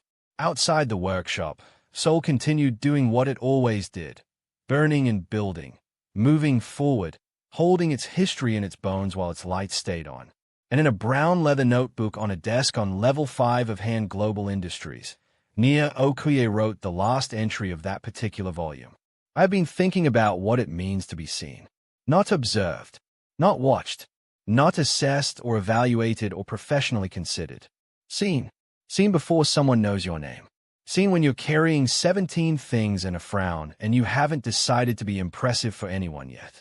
I've been thinking about how rare that is. How you can live a whole life being watched and assessed and professionally considered and never once be just seen. He saw me in a gray uniform, in a hallway, in 3 seconds. And then he spent 5 weeks making the single worst decision of his professional life trying to figure out what to do about it. Which is, I have to say, the most human thing a man with a 4 to 7 floor building has ever done. I love him. I have been writing around that sentence for 140 pages and I am done writing around it. I love him. He has a terrible alias. His father in Lagos is apparently terrifying. And he drinks his coffee black at midnight and stands at windows doing things he hasn't authorized his heart to do. He has a tattoo that is both of us on one wrist. He waited. He was patient. He showed up in a gray uniform, and then he showed up in a charcoal suit, and then he showed up in a garden in the dark with nothing on but himself. And every time, he was the same person. That's enough. That's everything. Nia. And that is where we leave the notebook. In the hands of a woman who always knew what she felt. Who waited until she was sure. Who chose, with open eyes and a steady hand, the man beneath the disguise. If this story has lived in you, if you found yourself thinking about a gray uniform in a hallway, or a tattoo with 2 inheritances, or a woman who brought coffee to a CEO she thought was nobody, then you are exactly who this was made for. Please like, share, and subscribe. Leave a comment telling us which scene moved you the most. We read every single one, and we will be back with more stories of love that doesn't ask for permission, of power hidden in plain sight, of 2 people in the same hallway finally looking at each other. Until then, take care of yourselves, and trust the people who bring you coffee without being asked. They always know more than you think.